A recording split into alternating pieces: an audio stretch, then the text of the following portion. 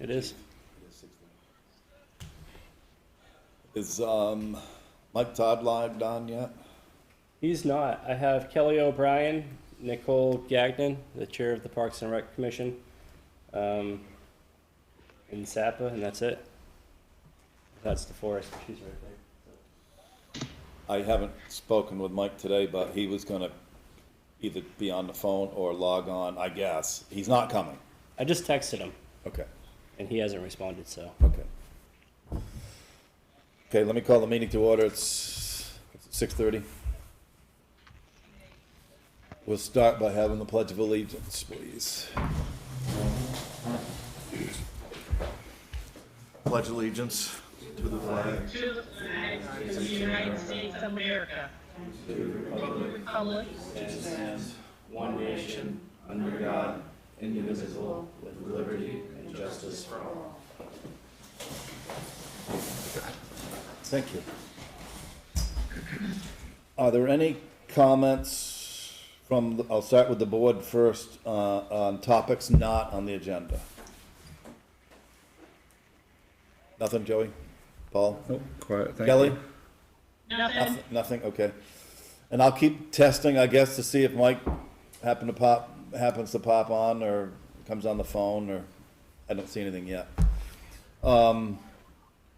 Brandon, do you have any comments that are not on the agenda? I'll cover it all in my report. Okay. I have one. The school board had a meeting this week. Maybe it was last week. Losing my mind. Anyway, they had a 7th grade presentation. And I would urge everybody to look on that. You can go on SAPA TV and look at the presentation. They had a fascinating project about joining the town and creating a nature center. They developed plans and they had a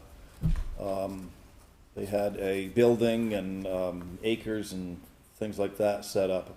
I found that on 2 levels to be fascinating. One was I've done a lot of public speaking in the town, and I was impressed on those young people that presented, which I think is really important for public speaking. And second, though, I found the whole thing kind of fascinating. So I sent off an email to the chair of the school board, and I copied the superintendent and the principal. I haven't met him yet. And I thought so much of it that I wanted to send that to the planning board for looking at, to see whether or not we'd have any interest in adopting it, something like that. Maybe not to the same scale and whatnot, but still, it was worth looking at. So, I received a response from the chair, who was surprised that I did that, and thought that she would mention it to them, and I asked her to thank them. And she had said that she might forward that information to those students to make a presentation to the planning board, which I thought was even better, or whatnot. So that's my comment that's not on the agenda. So I thought it was pretty, and on another note, the chair also sent a second message to me, wanted to, they have started their budget process for 21, 22, and wanted to inform the town anything that they could, so that we could join together on when that comes up on a vote for each of us, the town chair and the school chair. So I thought the whole email exchange was very productive. Okay. Is there anybody from the public that either online or here, that has a comment that's not on the agenda? Darren? I have 2 things. The first one is Saturday from 8 a.m. to 11 a.m. at the Ascutney Firehouse. We'll be assisting Jeff and Lisa Slade with the food drive for the area, the town of Weathersfield food shelf. And that's Saturday morning, 8 to 11 a.m. Also, in good faith, when we were going through the whole budget process and contract negotiations with Brandon, Ascutney Fire had agreed to, when we sold the old ladder truck, that we would give the money to the town of Weathersfield to put into the truck replacement fund. So, to keep in good faith, here's a check. Go to you, or I'll take it. Brandon Oh, will you take told me one. to make it out in your name? Yeah. so Thank you. there's the check for the sale of the older ladder truck. Thank you. Thank you. And just for the record, this is a $4,000 check to the town of Weathersfield from Darren Spalding. And on behalf of the board, I want you to issue, I guess, like a letter or whatever to the department, and they can read that letter of thanks to the Ascutney Fire Department for that. I see Mike Todd has logged on. We're at the point, Mike, can you hear me? Yes, sir. Okay. I'm at the point right now, just to catch you up about comments from anybody that's not on the agenda, and we've just about circled that up, and I don't know if you heard what Ascutney just did. They sold their old ladder truck, and they just gave did you hear that part? I did. Okay, good. Do you have anything that's not on the agenda? Have you had a chance to look at that? Any comments? I have no comments on anything on the agenda at this time, no. Okay, thank you. Is there anybody that's online that's a member of the public or here, anybody else that would have a comment that is not on the agenda? Okay, hearing none, let's go to the minutes of October 4th, 2021. I need a motion to approve them, please. So moved. Is there a second? Second. Motion been made and seconded to approve the minutes of October 4th, 2021. Is there any discussion? Anybody have anything? All those in favor say aye. Aye. Any opposed? Any opposed? I have a comment. Oh, okay, go ahead. We have to approve one more set of minutes. September 20th, they were tabled at the last meeting because we needed to confirm whether the motion was incorrect or the minutes were incorrect, and it was the minutes that were incorrect. Do we have a copy of, or has the administration had a chance to look at those corrected minutes? I have. Okay, and I don't have them, they're not on the screen, and they weren't in our packet, so, I believe, DeForest, you sent them out to the board, didn't you? Yep. yeah, and I just haven't had a chance to look at them, so, excuse me. It was just to correct the number that was transferred to the Parks and Recreation Reserve Fund. Okay, and I recall making that correction, maybe it was in the 10-4, was it in the October 4th meeting that correction was made, or it was in the previous meeting as well? Yeah, it was in the 10-4 meeting that we caught the mistake, but we weren't sure if the motion was the mistake or if the minutes were the mistake, and we found that the motion was correct and the minutes were incorrect with those numbers. So since then, DeForest has updated the minutes, and they reflect the motion. Okay. So I'd like a motion to pass the minutes of September 20th, 2021. So moved. Is there a second? Second? Motion been made and seconded to approve the minutes of September 20th, 2021 with the corrections as noted from the secretary. Is there any discussion? All those in favor say aye. Aye. Aye. Any opposed? Okay, thanks. For now the minutes are done. Let's go to the town manager report, please. So unfortunately, our principal clerk is not here today because she's not feeling well. But I would like to say congratulations to her. Today, or last week, was her first year anniversary with the town of Weathersfield. So she began employment as the water operator apprentice, and she's been an asset to our team. So I just wanted to congratulate her for her first year of employment with the town. The second item that I wanted to talk about is our website. We're still working on the website, and I'll pull it up here and I'll share my screen so we can kind of see the changes that were made. Hey Mike, let me know if you can see what I've just shared. I actually have the packet open on my other laptop. Okay. So I'm looking at your report right now. On the Zoom screen, can you see the website? I see the town site, yes. Okay. So what we're basically doing, the first thing that we've done is we've updated all of the boards and committees to have the same structure. So we've done regular meetings and then about each board. And we've done that for each planning commission, regular meeting, about the commission. We're moving through, the next one we're doing is a cemetery commission, so I'm just waiting for some information from Mike Stankovich. And he's basically listing all the cemetery. I didn't realize how many cemeteries we had in town. We have a lot of cemeteries, so we're gonna get those up on the website, in addition to how to contact them and so forth. Ryan just sent me an update for the Conservation Commission, so we'll be doing that one soon with a similar structure.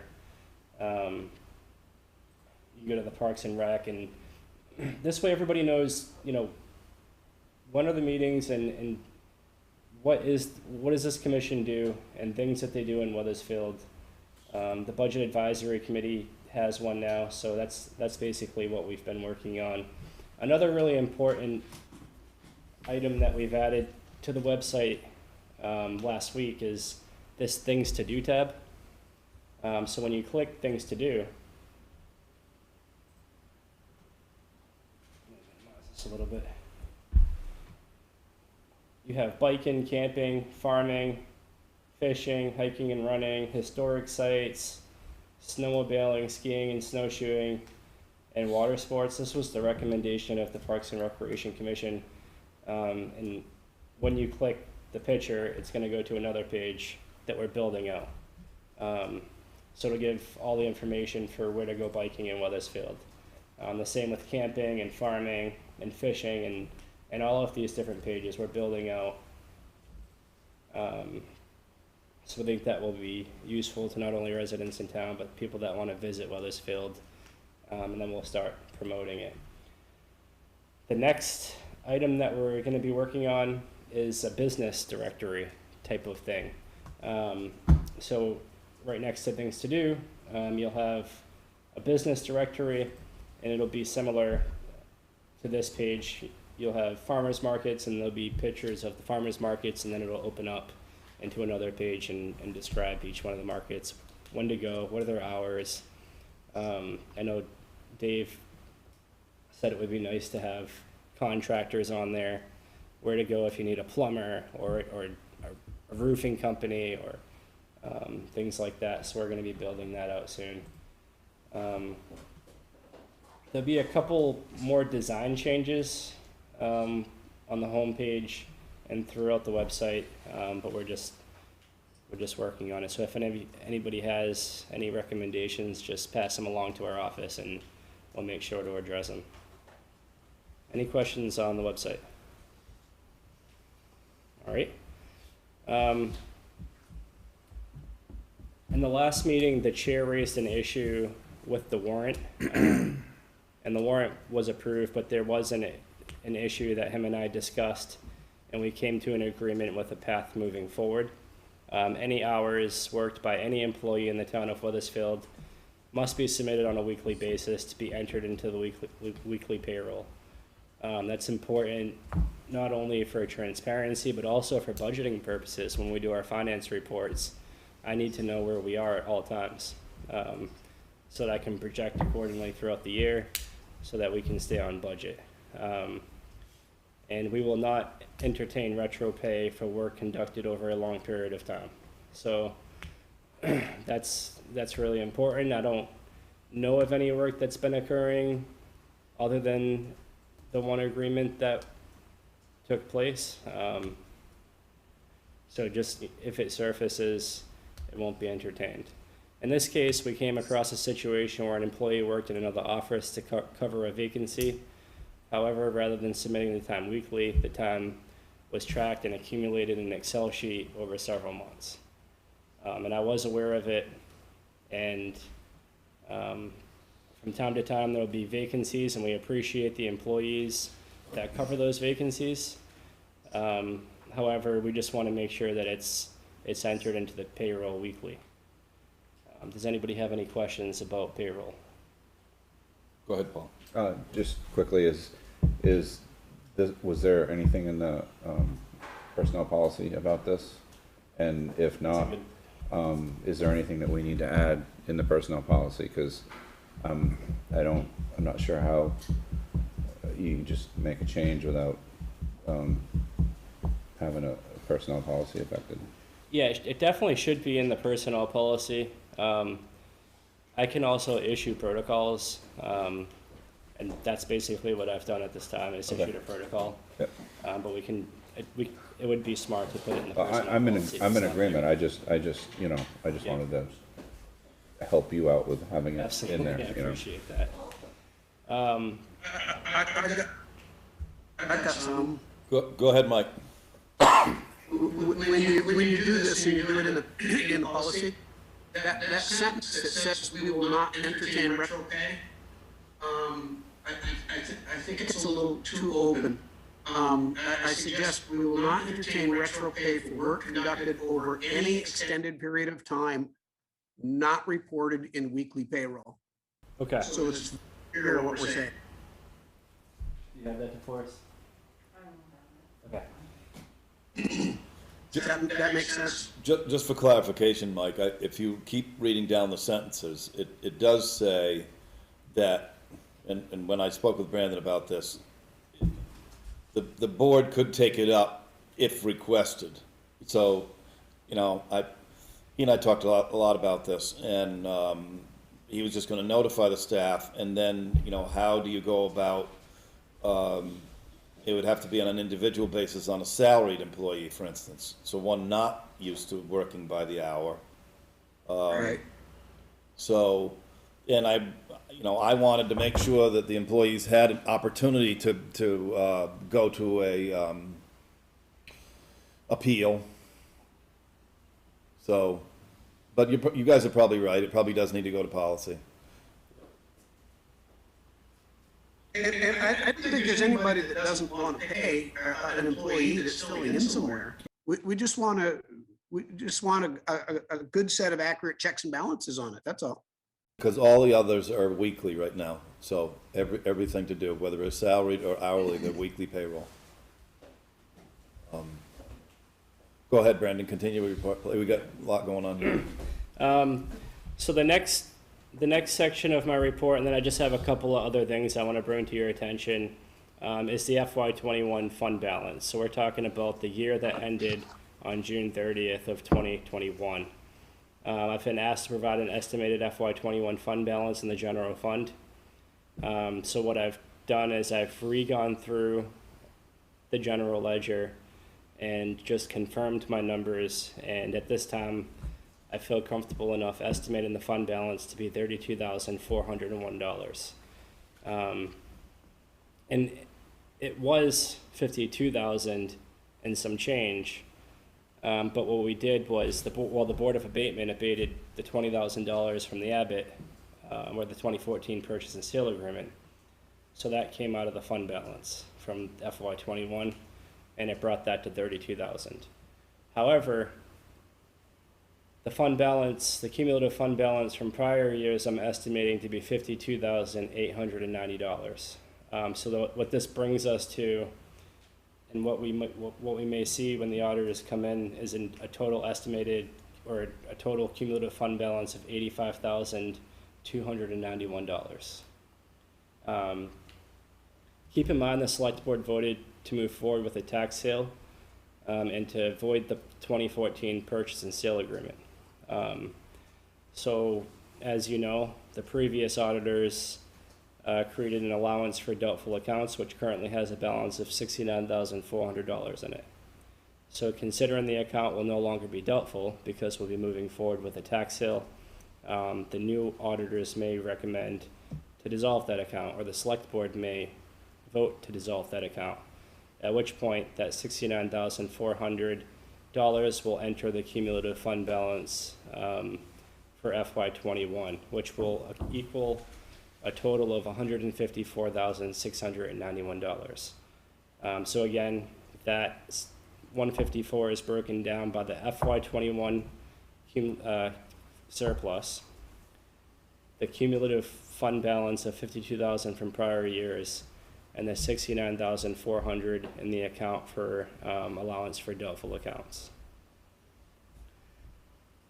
These are all estimated figures that are dependent on the accountant's final review of the FY '21 books and reconciliations and the FY '21 audit. So what I've tasked the new accountant with is basically going back through FY '21 from the beginning of the year and reconciling the general ledger, the bank statements, and the trial balance sheet, just to confirm before our audit on November 1st. So that's where we're at right now. Anyone have any questions on that? Well, before that, I'm gonna make a comment. The reason why I asked Brandon to do this was because when we get later on the agenda here, we're gonna talk about how to pay for the fixing of the downstairs here. And so when he asked, when he asked me how I wanted to go forward, and so I told him, and I said, look, this has gotta be fixed now. We have voting to do in March. We don't wanna infer on the school to be voting up there. And so he went out and got estimates on the wall work here and then the floor work. And you'll see him later on. So, but then he asked me, how do you want to pay for this? So I said, well, let's find out first what's on the general fund FY '21 balance. Everybody can see that there's a lot of moving parts in this little paragraph. A really lot of moving parts. Starting with a fund balance for what was uncollectible taxes, that I'm really not happy seeing that. But now we're into a new financial year, so I don't know how the auditors are gonna view that, whether it's gonna take another year to work through that. The $69,400. Yeah. The Board of Abatement did relieve the amount of $20,000, so, and they did it before June 30th, right? Yep. Wasn't that on the 20-something? So that will come out of the FY 2021. So that has to come out. So we may be working a year ahead to get to the bottom about the dollars, what we're really talking about. But this is really important to find out through the budget process, in addition to fixing the downstairs of the building here. So you're gonna see our recommendations come forward here when we get to that agenda item about how to go about paying for fixing this, because I gave Brandon the go-ahead to sign the contractors to start working on this room here. And they start tomorrow. Good. So I just Sure. have three more things, just very quick things. Okay, go ahead. The first is we have re-advertised the land use administrator position with a new job description and a new salary structure, and we advertised a little bit differently. We advertised on VLCT, we did Indeed, we did the papers again, and then we also advertised on a few other job advertising sites. So we just did that today, so we'll see what kind of applicants we'll get in.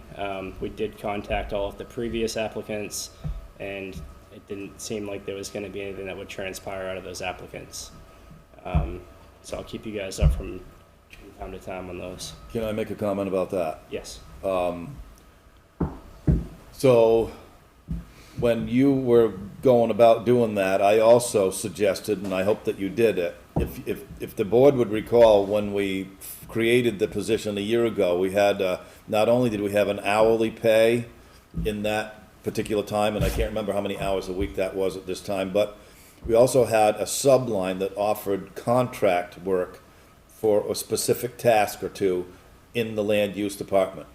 Yep. We're having, and I don't know if the next thing you're gonna say that you went to the town manager,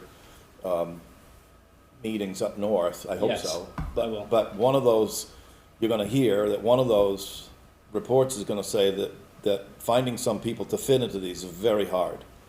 So I asked him to sweeten it up a little bit more and to make sure that we may not pay on an hourly basis the amount, but that land use also may take, is like the fiscal 2021 budget year did, a lump sum task, let's say, for a contract in that position. Everybody follow what I mean? So not only, No, I know, we know what you did, we know what we did last time. It was, Right. it wasn't strictly for the land use administrator, though. It was to work for something for that office. It could have been anybody. well, no, I'm talking about FY 2021. So I'm It talking was- about going back, look at the budget and see how it was. Yeah, that was $5,000 you set Yep. aside. Yep. And it wasn't just for the land use administrator, it was. to I thought be- it was under the land use. It's under heading. land use, but it was for land use purposes. It didn't mean it went to the land use administrator. It wasn't like a bonus just for him. No, I didn't say bonus. Yeah. I said opportunity to work and Right, or anybody. I'm just saying, if you'd have to probably make that a guarantee that that would be his then, or hers, Yeah. his or hers, because that was open for, and the main purpose of that was for land records to digitize, because we were having problems getting all that digitized, so. well, Sven had started it. Yeah, And but he- we wanted to finish it, and it wasn't getting finished. My point is that it seems like we needed a mechanism to have people apply. I believe Full-time. this is the line that Dave's talking about here, is this contracted service line. 3? Yeah, we dropped it to 3,500. It was 5,000. But I dropped it down a little bit last year to balance that department. Okay, and then I think you go, so keep going on. You had another ad in the paper too, right? There's another ad in the paper for a highway operator. We were fully staffed, and one of the highway operators that we hired took a job that paid, he was onboarded and then took a job that paid more. So we're short one person right now.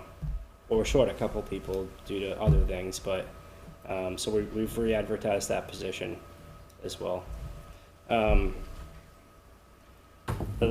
second to last thing I want to talk about, or just update the board on tonight, I did receive the new 2022 Vermont group plan rates for healthcare for the town. And it's actually really good news. The gold plan is less than 0.1% increase for this year. So that's 0.1% increase in healthcare. Can you push that screen back so in case somebody wants to talk, I can see Yes. that? Thanks.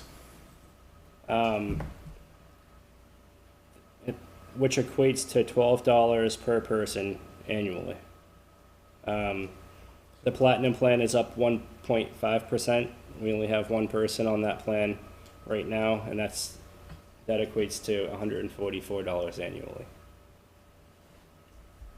The third thing that I just wanted to touch on real quick, and then I'll get into the conference that I went to, is the budget process for FY23.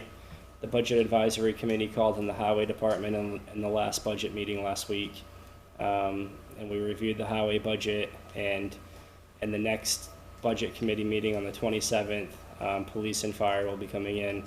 We'll be going through their budgets, and then moving forward from there. So we have started the budget process, and I'll have a report for the board in the next meeting on the findings of those meetings.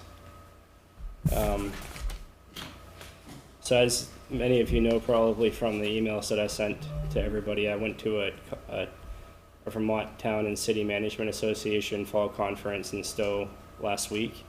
And basically what that was is a large gathering of town managers throughout Vermont. Then meet in one location, and we have an agenda, and we basically compare what's going on in each other's towns. And it's a good opportunity to see what's going on throughout Vermont, in many of our neighboring towns, but also on the western side and the north, and on the east and the west. So we talked about diversity, equity, and inclusion, and there's a declaration I'll be proposing to the board probably in the next meeting.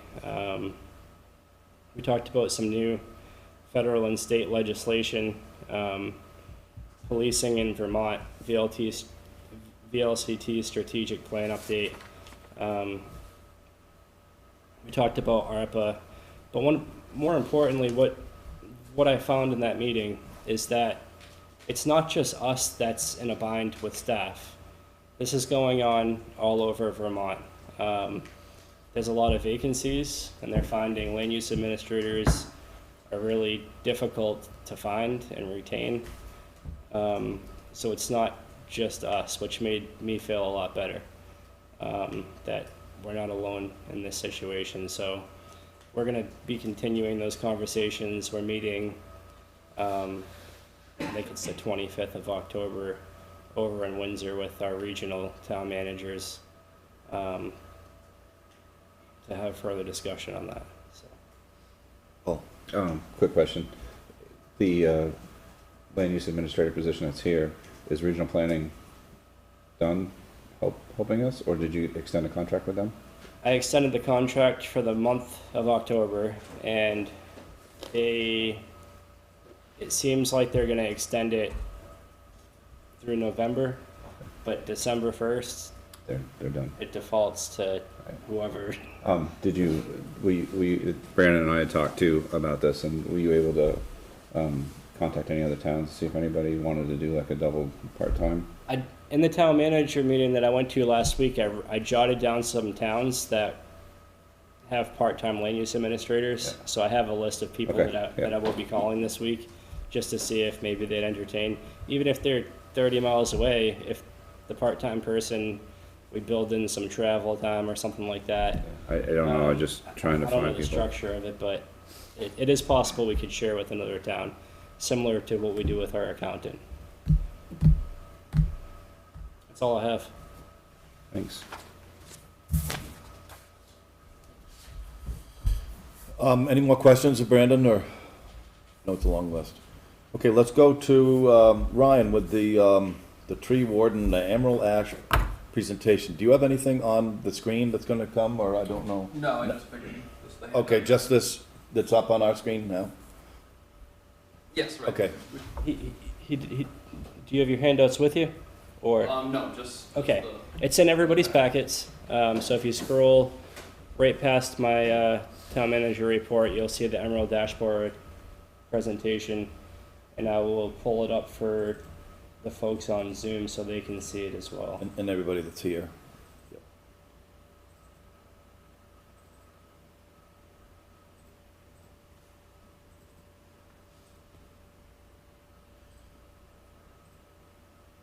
Can you make that just can you make that almost like the full screen, and then if somebody has yeah, that's a little better.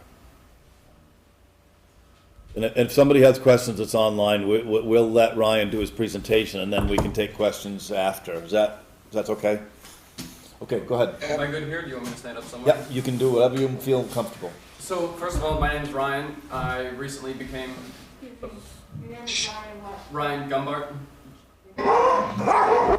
I recently became the tree warden, and so since then I've been trying to figure out what the priority projects are for the tree warden and the trees in town.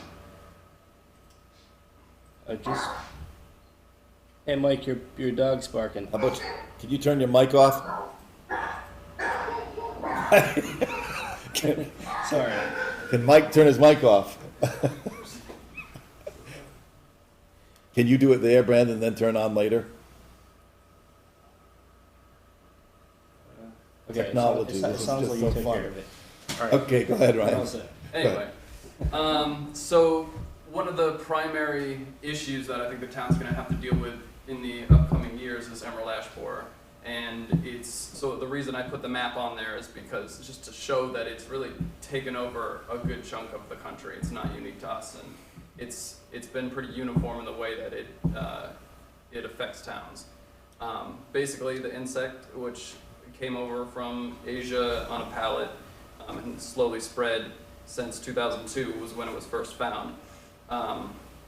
It kills 100% of it, all the different types of ash trees, and nearly 100%. There is something that they call lingering ash, and it's less than 1% of the trees, and it's continually being monitored. Anything that doesn't die immediately continues to be monitored, and a lot of times they continue dying, but nearly 100% of the ash trees. And so the reason I say it's a 20-year project is because once it's found in town, once we're part of the infested area, it takes about 5 years before you see trees dying in large numbers anyway. And we are currently, there's nothing seen in town, and we're not in an infested area bubble, which they radiate out, I think it's like 5 miles from where a known infestation is. But there are, most of Springfield is in an infested bubble, and it's close to West Windsor, right in the northwest corner, or Windsor. So it's nearby. It's mostly in New Hampshire is where they're getting outbreaks closer to us. But it spreads around slowly with firewood, and also during the flight season they just actually spread out. But 15 years after the town becomes infested, the trees, they've been dead long enough that they start falling. And it's about 20 years before most of the trees have died and fallen over. And it's continuing after that too, because any tree that's smaller than the infestable diameter, which is about 1 inch, will grow up and be infested and fall over and die. So it will never really go away, but the hazard to the town, which is primarily the right-of-way trees, will last about 20 years if it's left to kill trees naturally. So the primary reason to bring it up for discussion of the select board is because of the public safety concerns that is, affects the transportation for public safety, highway and police when trees come down and have to be removed, but also for the general public traveling. There's been a number of incidents of people crashing into trees that have come down, and there's a website this person's keeping track of all the deaths killed by people. There's 14 incidents of trees falling directly on cars, and then more people have died, like motorcyclers crashing into trees that have just come down around a corner or something like that. So the town is responsible for the hazard trees in the right-of-way, and the landowners who own that land are responsible for trees that are not in the right-of-way. So if a tree comes down and it kills somebody and it's not in the town right-of-way, the landowner is responsible for that. So it's something that should be brought to the attention of the public, because they need to know that the trees on their property they're still liable for. So one of the things several towns have done is create a management plan to kind of outline how they're going to deal with it. Every town's different because a lot of the urban areas might have sort of shade trees along neighborhoods, and when a lot of them were planted a long time ago, and a lot of them are ash, and when they die, it's more important for these areas to replant trees, or maybe they're injecting them with the herbicide to save them for a prolonged period of time if they're a historically important tree. That's probably less of a concern in Weathersfield. With the rural right-of-ways, there's lots of trees already regenerating. We don't necessarily need to replace ones that we take down, in certain areas anyway. But it would be a good thing to have a written document outlining how the town would like to address the issue and how they would prioritize certain areas, as well as it provides some continuity between changing members of the boards and tree warden, and because it's such a long-term issue, it's good to have some kind of documentation about. I have a question on that, Brian. Are you aware of any state or federal funding to create the management plan? Not for the plan, and I have grant opportunity down below, and it's actually not a current grant opportunity, and that serves as a good learning point, is that there's really no funding for this since it's so widespread. And this grant that I had mentioned was for a pilot project for a town that was real early on to plan, and it helps other towns down the road for budgeting and that kind of stuff. But that was the only thing I've ever come across, and it's been pretty explicitly said that there isn't funding for it, really. Are you aware of how much a management plan would cost, like a ballpark? No, I think it's Ludlow. I've spoken with his tree warden, and I think he prepared it, a volunteer. So I would probably be able to prepare it, at least a pretty simple, straightforward document, just sort of outlining the priorities. I don't think it has to be too in-depth.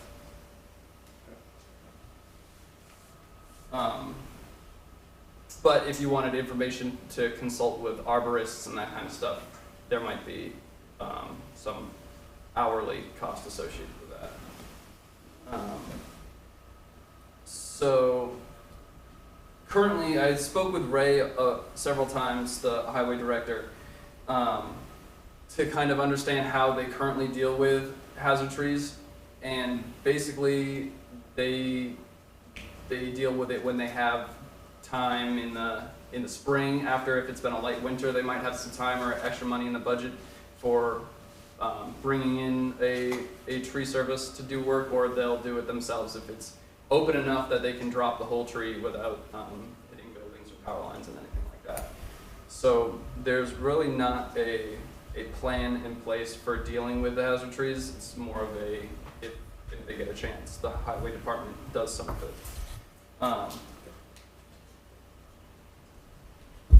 So the Vermont Urban and Community Forestry Program is a great resource for all kinds of educational information on this stuff. And one of their documents, which is the same as other federal documents in other states, sort of breaks down your options for management into 3 categories.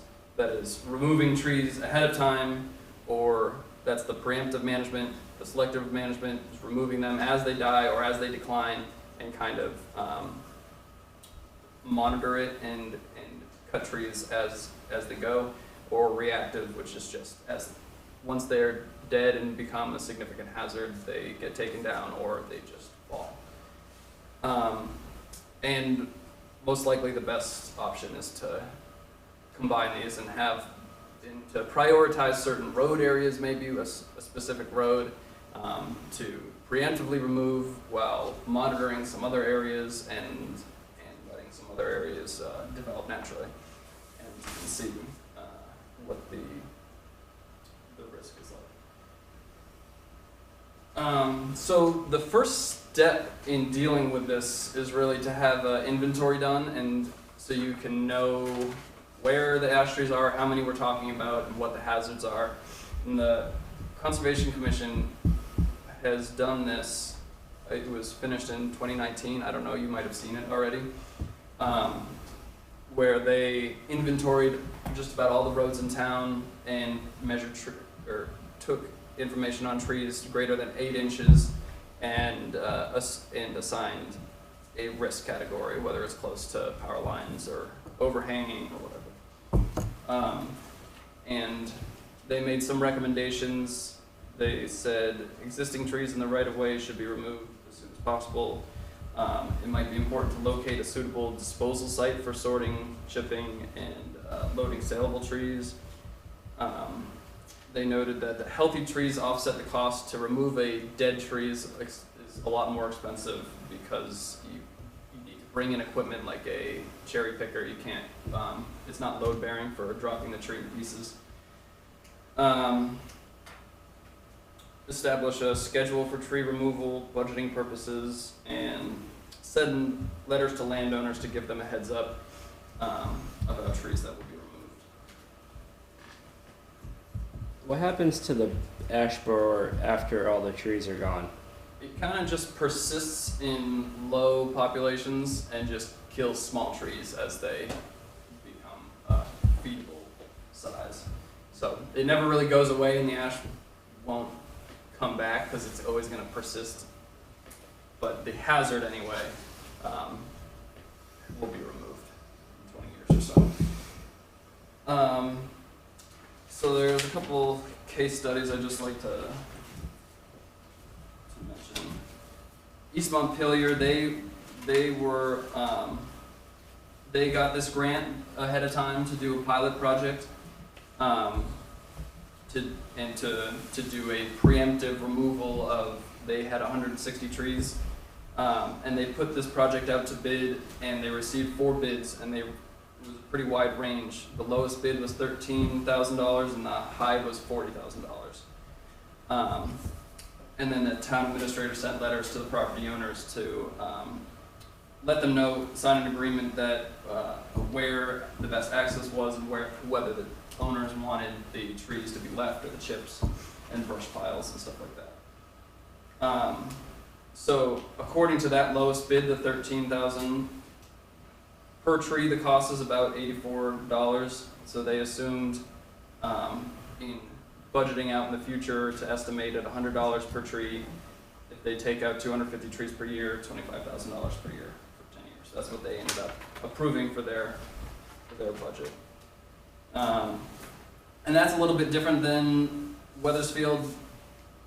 This case study is from Sprague, Connecticut, and it says, like many rural communities, Sprague operates on a tight budget without a lot of leeway for unanticipated expenses.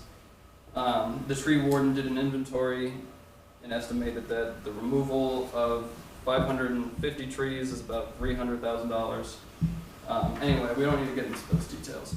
But the annual tree removal budget, which they already had ahead of time, was raised from $8,000 to $12,000. And they assumed if they're doing a day's worth of work rather than per tree, it's about $16,000 to $2,000 per day for tree removal stuff. Their notes were pretty much, don't wait, be proactive. Consider sharing equipment with other towns. If we don't have equipment, maybe we have a relationship with another town that does. Develop a good relationship with the utility company. That was obviously very important. Apparently, what Ray has said is that the Green Mountain Power has been very responsive in dealing with hazard trees around power lines. The other lessons from Montpelier were start a committee or task force as soon as possible, put information on the town website, and give residents plenty of advance notice.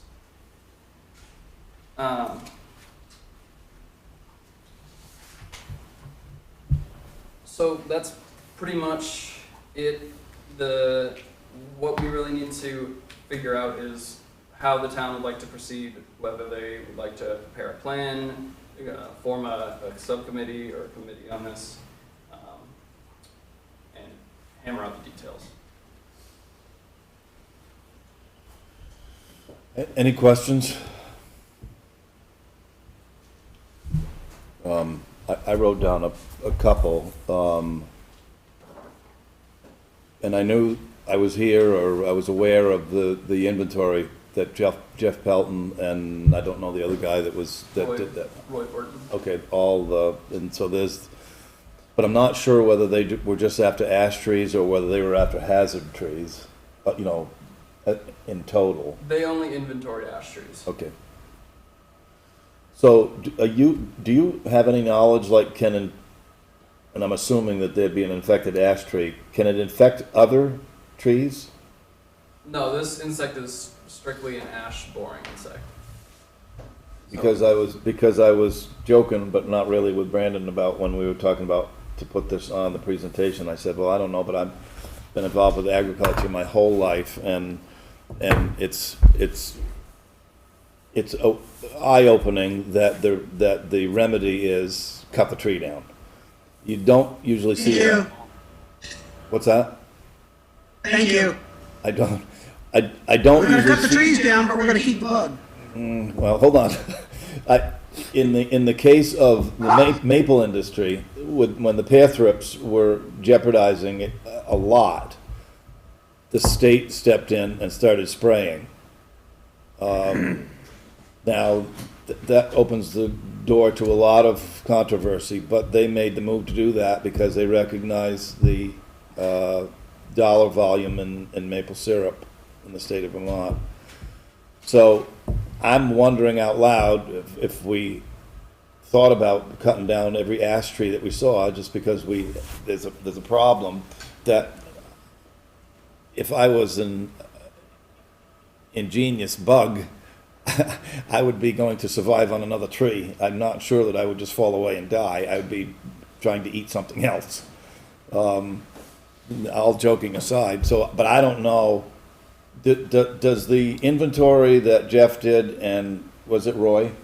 Does he, is there a, well, there's two questions. You don't think they did any hazard trees, so that's a separate issue that the town may have to take up. I don't know. I don't know what Ray Stapleton, I think, is on vacation, but was there any, like, ash trees that they saw that were infected that were at a level of, you need to come down? Nothing's infected in town right now with emerald ash borer. There are a number of other diseases and stuff killing ash trees, but there's no emerald ash borer in the town right now. They noted that the risk if they were to die and become infected, but yeah.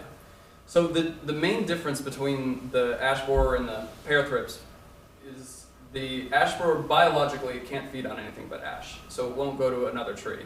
At least not that we know of. In the 20 years that it's been in the country, that hasn't happened. But and the reason to remove trees, you're right.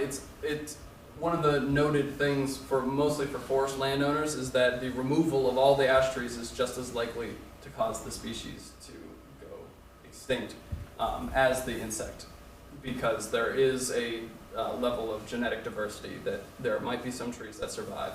And so the recommendation for large forest landowners in general is that if you're managing it for timber, then you should, and you've been growing it for a certain amount of time, you might as well capitalize on that, but retain a certain amount of smaller wood to remain.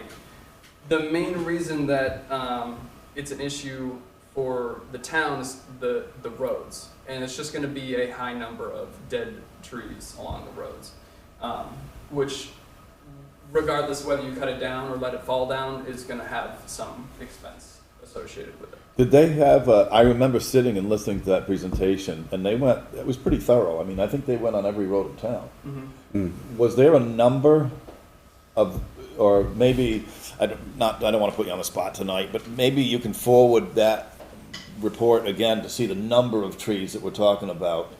And even though, I know this, even though they may be in the right of way, the town doesn't own them, the property owners own them. So it would have to be a joint effort.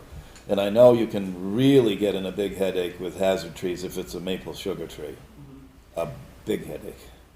They inventoried 1,005 trees. Okay, good. And so in the right of way, the landowner has the right to them. If they get cut down, they get the right to the wood and that kind of thing. But the town has the responsibility of maintaining the right of way and would have the liability with injuries related to that. Just so you know, the report's right on the town webpage if you wanted it. Okay. Their report, and then there's also information on the town webpage about all this, and one section in the stuff of the information does talk about insecticides and spraying for trees too, so to prevent that from happening. Yeah, so there is an injectable insecticide that the tree will take up, has to be applied every 2 or 3 years for the rest of the tree's existence. Well, let's just, I mean, thank you for the report, and let's just, I don't know where we're gonna be at with it. I know you asked about how you wanna continue. I'm gonna ask the board members to think about it and think about how you wanna proceed. And then we'd have to go back and look at that inventory about whatever the roads are. And then we'd have to, or Ryan could work together with Brandon and Ray at the highway to find out and identify if it's not just about ash trees, if it's about a hazard tree or more than a few, then we'd have to take that up as a budget item. Because I don't think there's anything in the budget now that allows us to, for trees. Well, with 1,005 trees that they looked at here, if you went with $100 each tree. But that's just ash trees, so. No, right, absolutely, but that's still, like, that's not money we have. No, I know. Right, and so one of the things that would be important is to figure out what the priority areas are, the more heavily traveled roads and the ones with the higher risk trees. I think it's Golden Road has like 76 trees along it, which is way higher than almost any other road. And 40-something of them were tallied as high risk. So that's something that a committee in the future could look at and try and prioritize certain areas and certain trees. If there's a real big tree that's in a bad spot, then it might be an individual project rather than a whole road project. But I agree with where the chair was going with the fact that I think we should look at hazard altogether. If ash is in it, then that's fine, but there could be other trees too. If we're looking at hazards, we should look at everything on And there. definitely work within GMP, because sometimes Right. they come in and they don't wanna lose their power line, so depending on where the tree is, where the lines are, where everything is, I don't know, I'm sure you can get way into the thousands of dollars taking a tree down. One tree. Yeah, I think it costed us about 1,800 for the tree over in the parking ride. Yeah, see? And that wasn't on a power line, or not, well, it was around the area, but not like where you'd think. It was easy to get to. Yeah, exactly. Any more questions, Orion? I'm sure we haven't heard the last of it. Thank you for the report, and then we'll keep that, and I'm sure we're gonna have to go with Brandon and Ray Stapleton or whatever to figure out what direction we're gonna go. Okay, Thank you. thank you. Let's now go to the lease agreement between a town-owned property, next to the highway garage, and Richard and Bonnie Butler. Brandon, you're up. Yeah, so in 2006, 2011, and 2016, the town leased for 5 years a parcel of land at the town highway garage to Richard and Bonnie Butler, which is at 379 Stoughton Pond Road, as part of the town's plan to install a stormwater drainage pipe across the Butler's land to drain a large puddle on Stoughton Pond Road. And actually, I just want to notify the board and also others interested in this. Kind of took me by surprise a little bit. He said that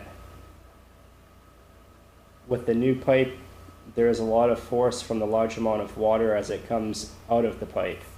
I cannot put anything on our land in the area of the pipe outlet, and grass won't grow for the animals.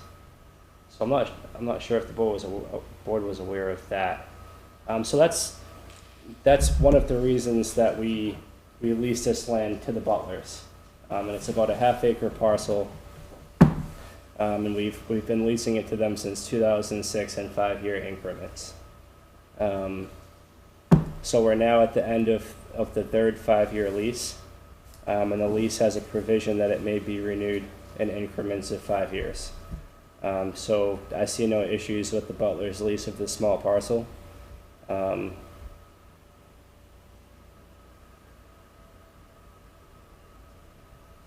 I don't think it's any money. I don't think we charge the Butlers any money. no, I think it might be for $1 for, just for yeah. legal type of a arrangement.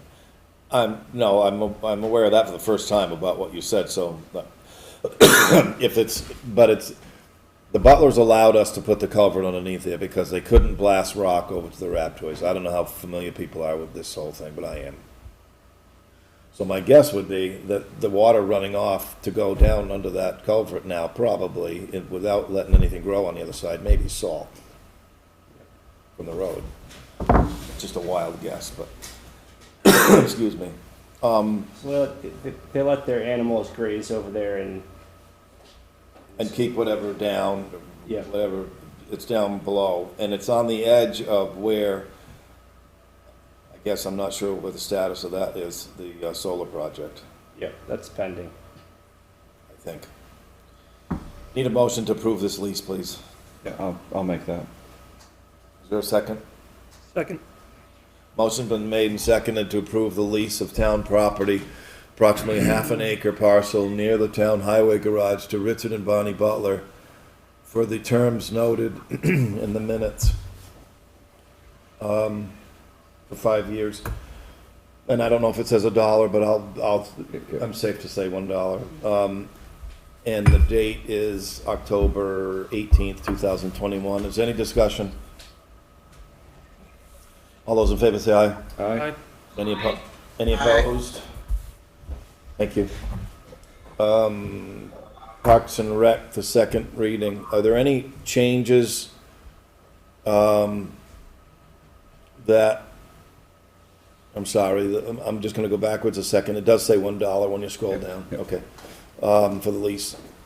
Are there any changes that anybody had or suggested about the Parks and Rec policy? This is a second reading, and by our policies, the way we're adopting them, it'll be on the first meeting in November. I don't have a calendar here. Yep. And the third reading, it'll be adopted. So this has been up now. This is the second meeting that it's been warned. Is there any discussion about this? I think the only thing I remember from the past meeting was the number of people on the committee. And I can't remember how we resolved that. Looks like there's 5 on this one, on the one that's in the packet. 7 was That- removed and 5 is there now. That's the old one. So I think you're on the attachment Draft, yeah. of the old one. So scroll up. Keep scrolling up. That would be the new policy there. Okay. So, but without me doing it, what does the new policy say? Is it open-ended, or is everybody happy with the number, or how do you want to proceed? So in the last meeting, the recommendation was to change section 2 organization and remove the number of, There's no we had it at limit. 7 people. Yeah. So now it reads, there is no limit to the number of members on the commission. Okay. Anybody have any other comments about the change? Nothing?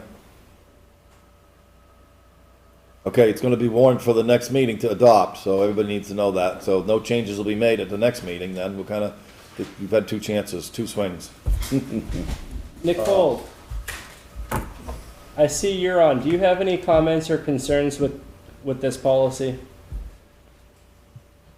No, I was just waiting for the part for the approval of the monies. Yes.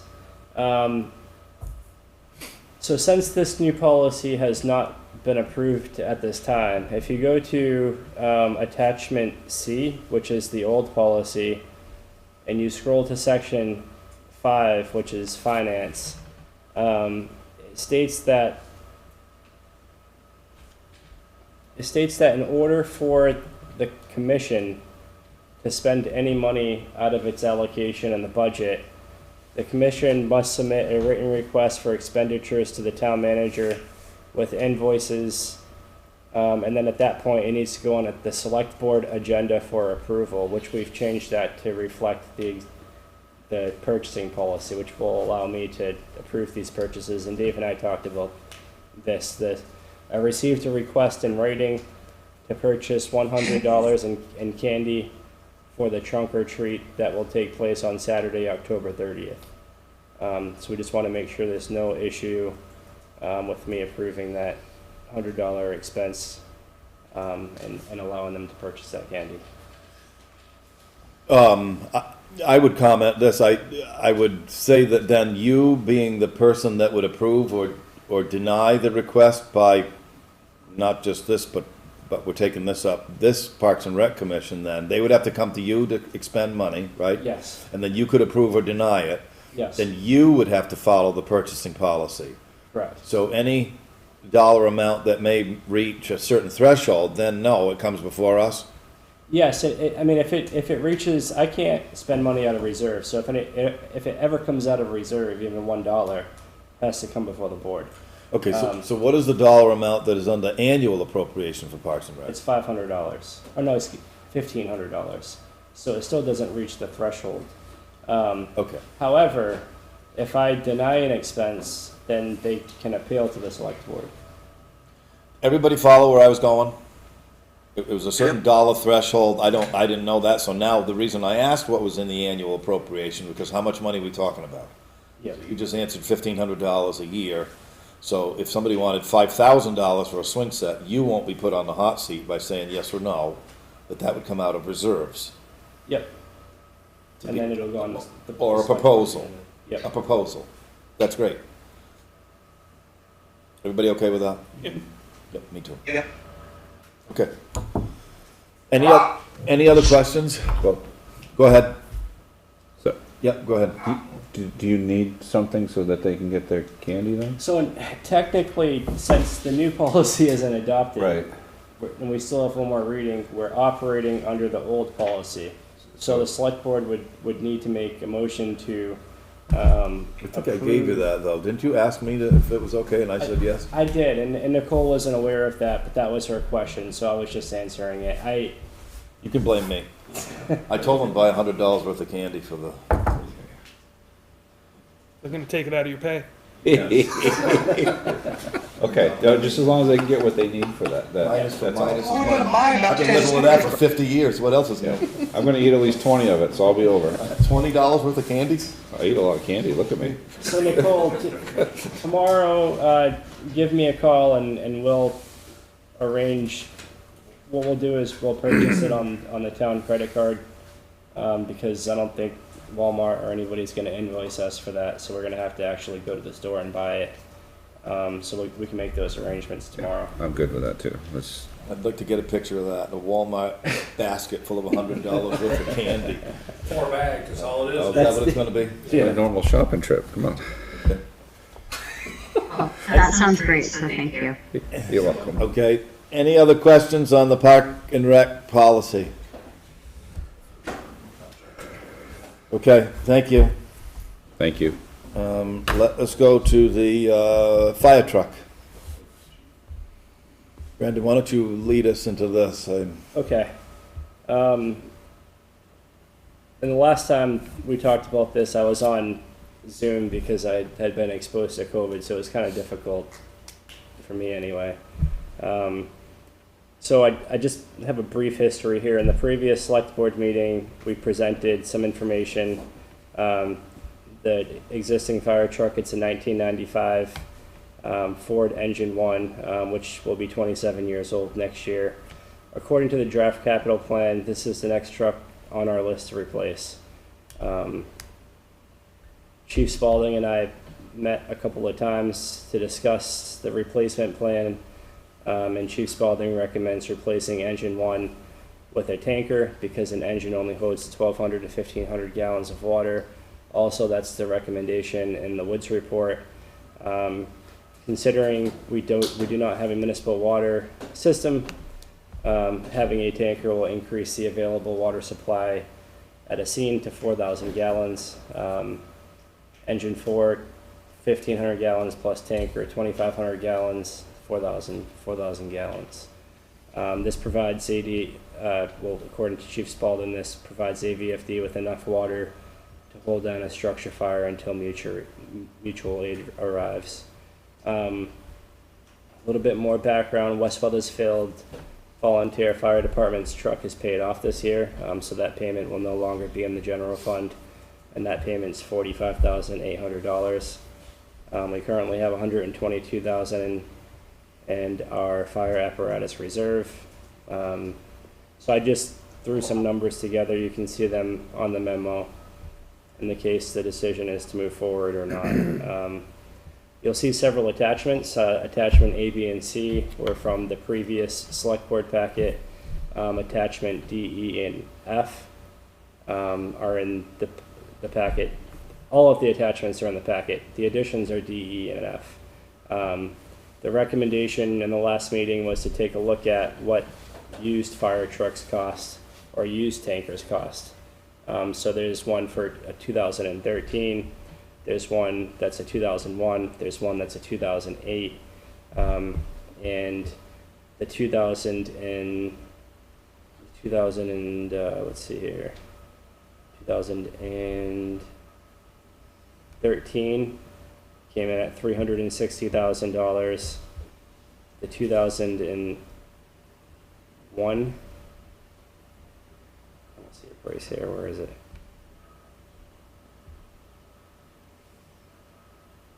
This was excuse me. I'm on the wrong attachments. E. The 2001 came in at I don't see a price, Darren. 206,000. The 2008 came in at 175,000. And I believe you sent me a couple other ones, Yeah, I right? sent you some more because I had some, I didn't mean to interrupt you, I'm sorry. No, you're fine. I'm all done, but I can pull them up on my email for the screen. I've got some, more stuff that had come in on Thursday evening or Friday, and I sent them to Brandon.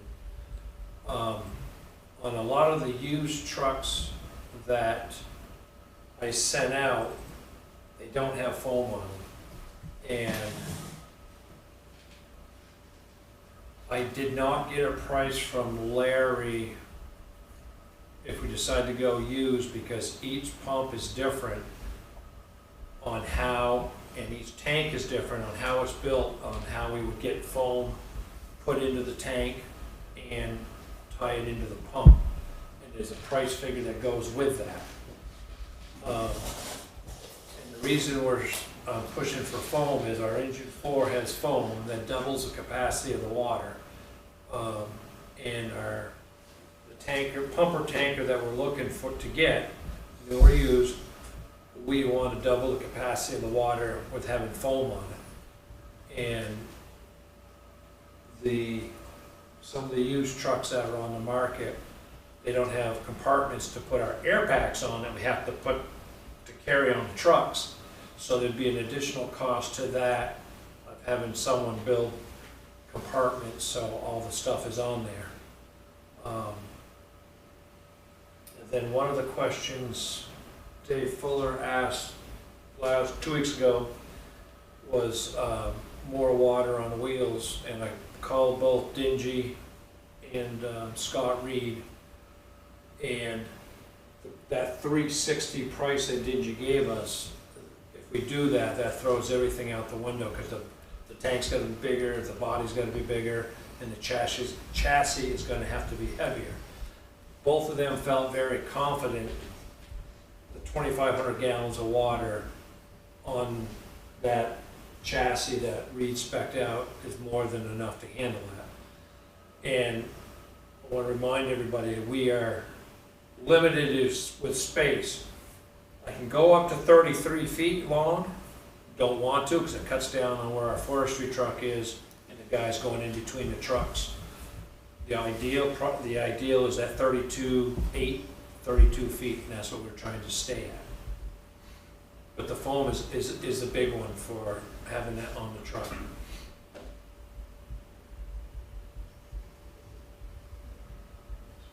In My- 7 years' time, is this truck gonna still be worth what, say, that 2013 is?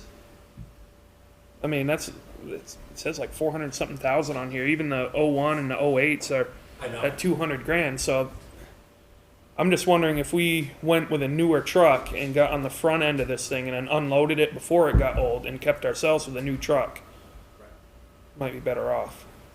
You're right, and I was trying to get different, show everything, because there's a Peterbilt in there that the very first ones that we all found, is 10 years old, $450,000. Yeah. It was an ideal truck, it had everything we wanted, but $450,000. Right. Crazy. And then, like I said, the price that Dingy gave us is $360 right now.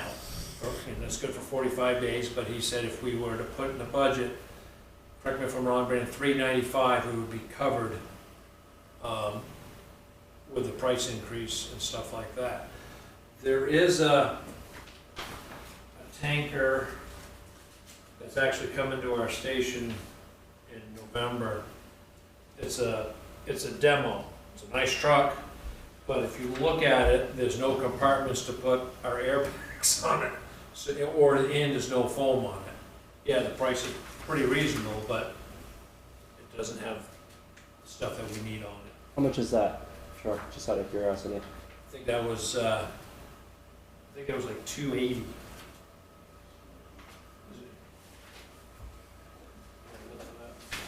Because he sent me the whole enchilada. If you can't find it, it's okay. Dan. Huh? If you can't find it, it's okay. I would just Yeah, we're not gonna get, I don't know we're at the phase of choosing trucks. I think we're perhaps in the phase of choosing money. So this wouldn't be the first time that I said financing is everything. Doesn't matter what we talk about in town, whether it's a grader or whatever. So the first thing that I think we're gonna need seriously for the next meeting, the 2 meetings in November, is a schedule of the long-term debt of the town, Okay. regardless of what it is. So, we went through this, I think, maybe with the highway, where we took out a considerable amount of money and paid cash on that grader trade. And this would do the same thing. And I understand what you just said about, you just threw some numbers together, so it's not gonna stick. But if you look at that seriously, and you take $100,000 in cash, what that does is it only leaves 22,000 in the reserves for capital, which will completely turn upside down the next truck. See, so when we come to these budget showdowns about where we're at with everything, that will affect that, about what we potentially may put on as a special article for a cent or two to put back into the fire truck.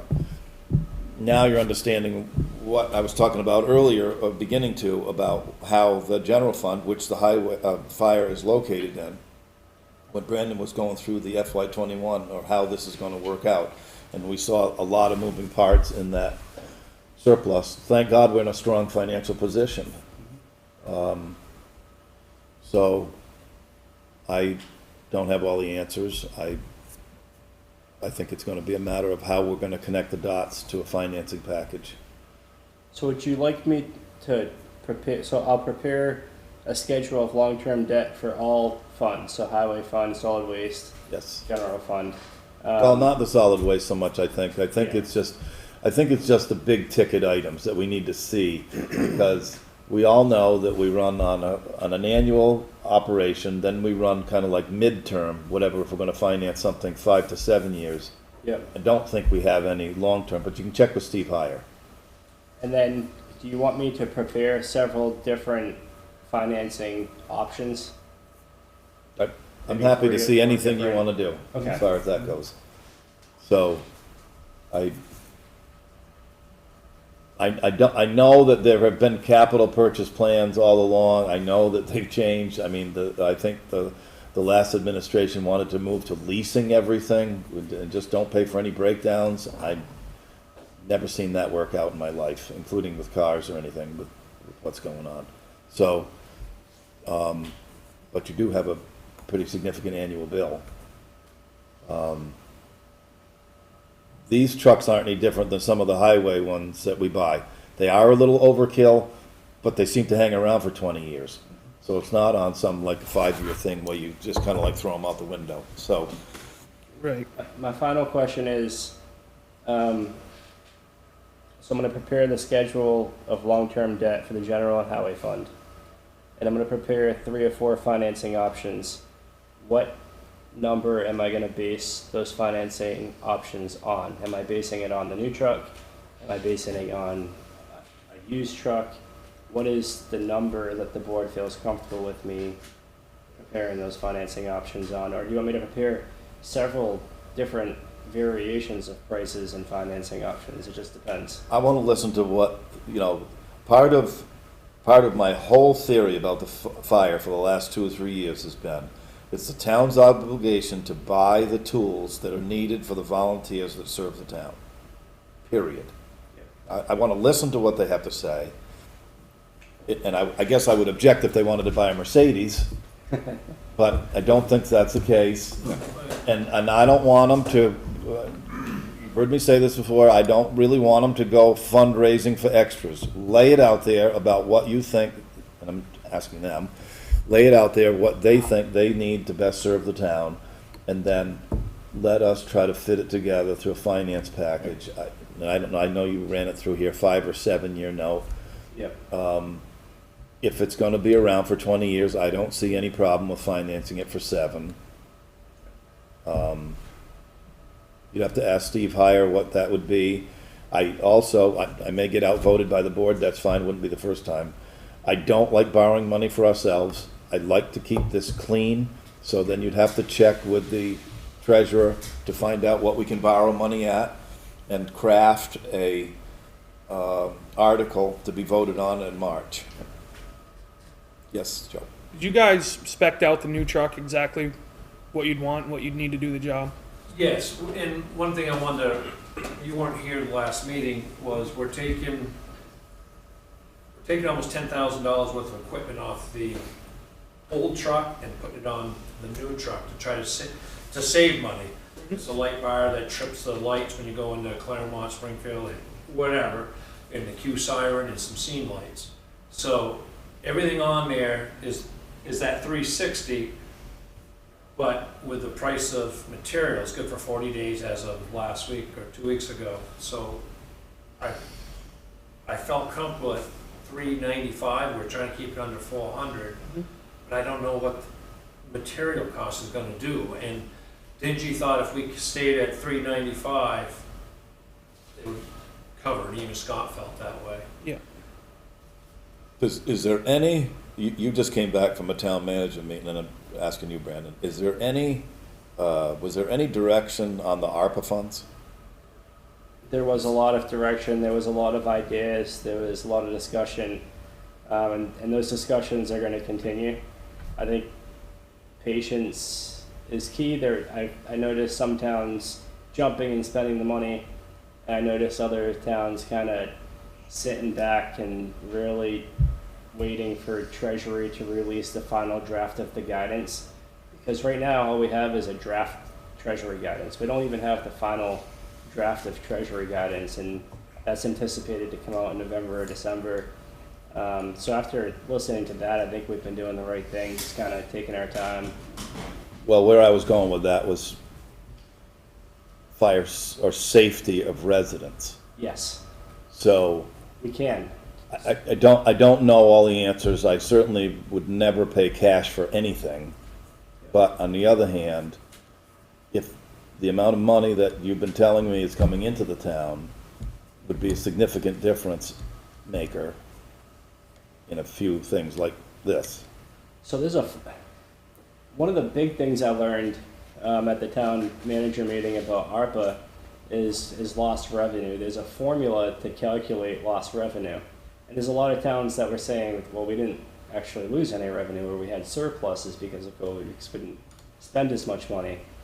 But there's actually a calculation, a formula that you can use, and many towns that were using that formula did come up with a sum of money that is lost revenue. There's several ways that you can calculate it. So I think we're going to go through that process, and some are coming up with, like $100,000 or $200,000 in lost revenue, and then you can use that for anything. So there's no. We're a little off topic here, but I was leaning into the truck. As far as safety of the residents go, for that one. Yes. Are there any more questions? I'd make one more comment. Are there any more questions about the truck? Go ahead. Yeah, I want to make a comment to Joey. Back in '95, when we ordered that truck, we met with Wesley, and Wesley said, "You order a fire truck something like this caliber, go extra on the frame and stuff in the rear end," and we did. So when I priced this out with Dingy and Scott Reed, I said I learned one thing from Wesley, and Scott jumped right on it, and he upped everything a little bit more, heavier for us, because that truck's 27 years old. We put springs on it and tires. Just knock on wood, mechanical. It's the pump issue that, we've had problems because it rotted out. But, so we did go a little heavier on everything. We've got aluminum rims all the way around for the cooling of the brakes and stuff. So. I think given how long that you hang on to the trucks, it's a good idea to forget about the used ones and just Yeah. get a new truck. I'm in agreement with that too. Are there any more questions about the fire truck? Nothing yet? Okay, good. We did, on a closing note, Brandon and I did make our way to the west side firehouse, and in regards to ARPA funds, we are going to get to the Ascutney station. We are oh, I don't think ARPA's on here for a discussion, but we were looking at how the buildings were, that's gonna be up for budget, about what, as far as safety goes, their, ability to run off-grid, to be an EOC, and, so we're gonna come over to your guys. Bring food Saturday. Okay. Okay, Thank you guys for your time. any more questions? Okay, Yeah, Thanks, yep, Aaron. go ahead. we never really answered Brandon's question about what kind of figures that we're talking to put together for him. Well, that's why when you got into the money thing, that's why I kind of brought up ARPA a little bit, because We can't count on that, though. well, but we're gonna know some more, we're gonna have more information by town meeting day, and really, our focus here needs to, just so you guys know too, our focus here needs to at least, be finalized by somewhere around the 20th or 25th of January. So whatever discussions we have on anything to do with the budget, anything to do with anything in town, to get on the warning for the March ballot, including a special article, and in this case for a truck, all the decisions will be made at no later than the 25th of January. I mean, yeah, you know it's at least 350 and it's not, I mean, Well, I heard 395 would be a safe figure. 400, right, would be the max, right, so, Then we could come in low, kind of look at the generator. yeah, 400 and just see what you get. Start here, break it down Yeah. several different ways. Yeah, Okay. Brandon's good at giving us stuff. Yes. Okay, thank you. Thanks. Thank you guys, appreciate it. The quarterly town finance report.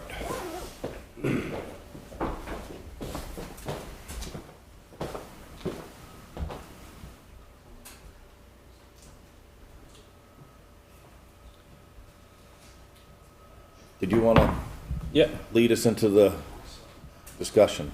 So as you all know, we made several changes in the town over the past year. One of those changes was really moving forward with a zero-based budgeting format. We've transitioned all finance from the fire departments to the town per contract.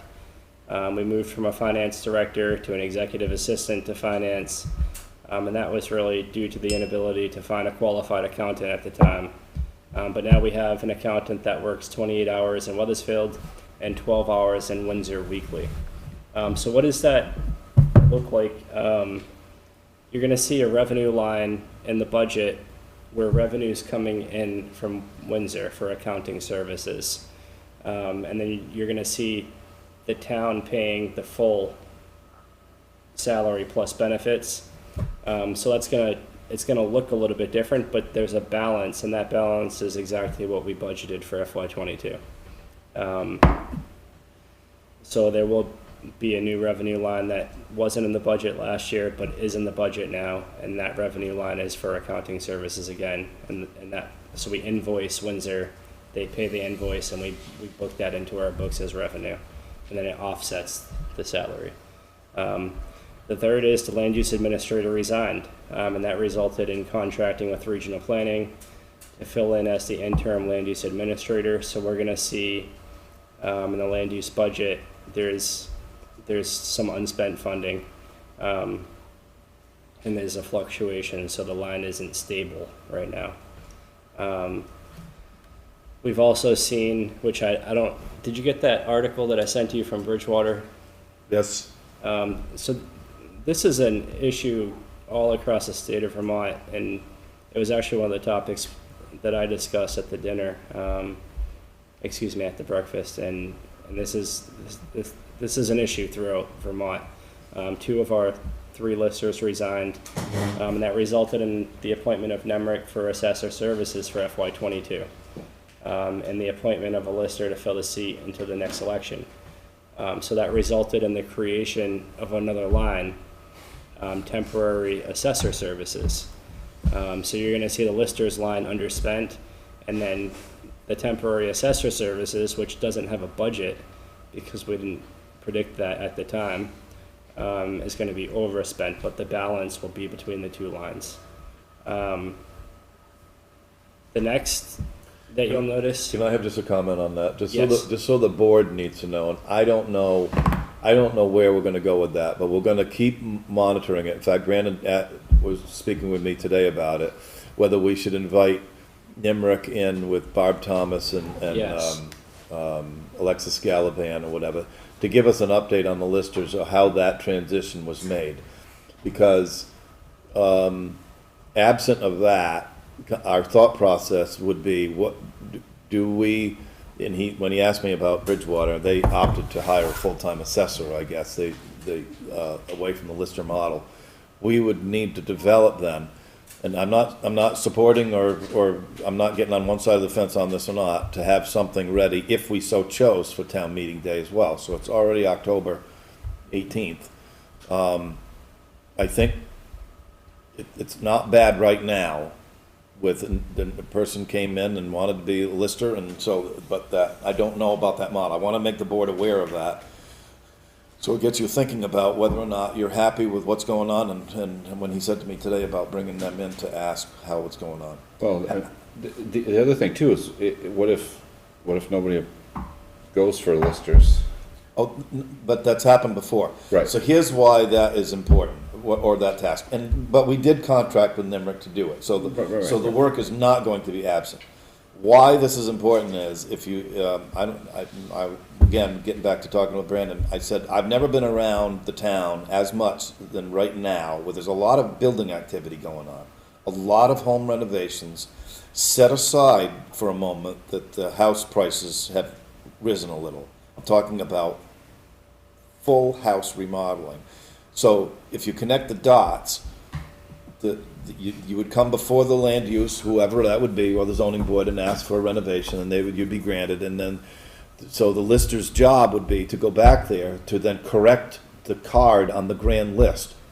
Why that all matters is the tax rate at the end of the day. So any effect, remember last year the grand list rose by 0.5%.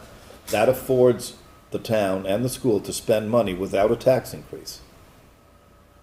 So it connects the dots to the budget by having that job done. So I didn't mean to interrupt, but I wanted to connect that as far as what, so these are some of the things, and about, there may be a hole and we don't want it to get deeper. So we'll definitely be inviting, it would be a good opportunity for the board to meet them. They come in, they're very sharp, and they're doing a good job so far. So the next item is, we underwent all those negotiations with Reading and West Windsor, and that fair and equal payment structure, which will go into effect in FY23. So just something to think about for the FY23 budget. The principal clerk is a new position, which was created when we limited the finance director position and created the principal clerk and part-time accountant positions. And now finally, that whole idea is now in play. IT services are now allocated to the various departments and offices that use IT services, rather than just one IT budget line item in the admin budget. And that change allowed us to accurately view the total cost to run each department. Nemrick Services was another one similar to IT services that we spread across the various departments that use them. And again, that shows the total cost to operate each department. Number 9, the town clerk did not have a deputy clerk since her previous deputy clerk resigned last year. So recently a new deputy clerk was hired. Number 10, in the budget this year, we created a new department that was created for Ascutney Water District reimbursements. It's something that we really didn't have before, but this has always kind of occurred. So Steve Heyer recommended creating this department, and we created it, so now we're booking the revenue and the expenses to those new lines. And all of this is in an effort to move closer to a full zero-based budgeting approach. It'll make it easier for us to budget moving forward. Especially item number 11. Recycling expenses have been broken out into 7 categories. So we'll be able to isolate expenses on glass, freon, tires, fluorescent bulbs, metal, compost, and electronics, so that we can see exactly how much we're spending per recyclable, rather than just having all that stuff lumped into one line.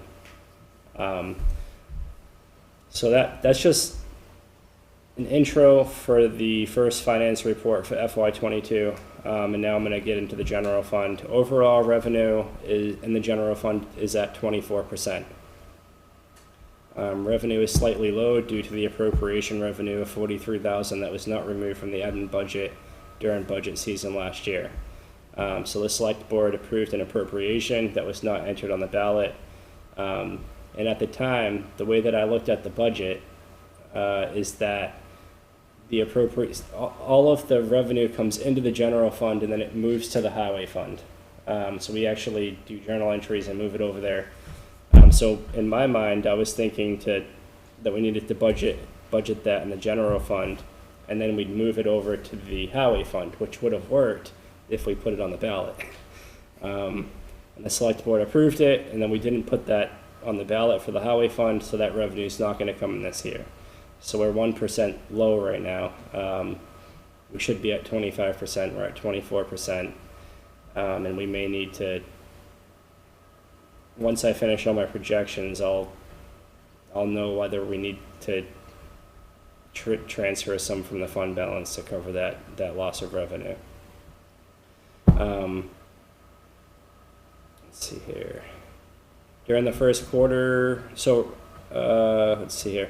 Revenues appear slightly low in the land use office during the first quarter. The land use office collected 15% of their budgeted revenue. That's not anything that I feel like we should be too concerned about, because spring will come, and that's when a lot of the revenue comes into the land use office. The lister's office revenues are received in the spring, so they're at 0%, and they will be until the spring, because that's when their payments come in from the state. Town clerk revenues are at 35%, which is, again, 10% more than anticipated for the first quarter.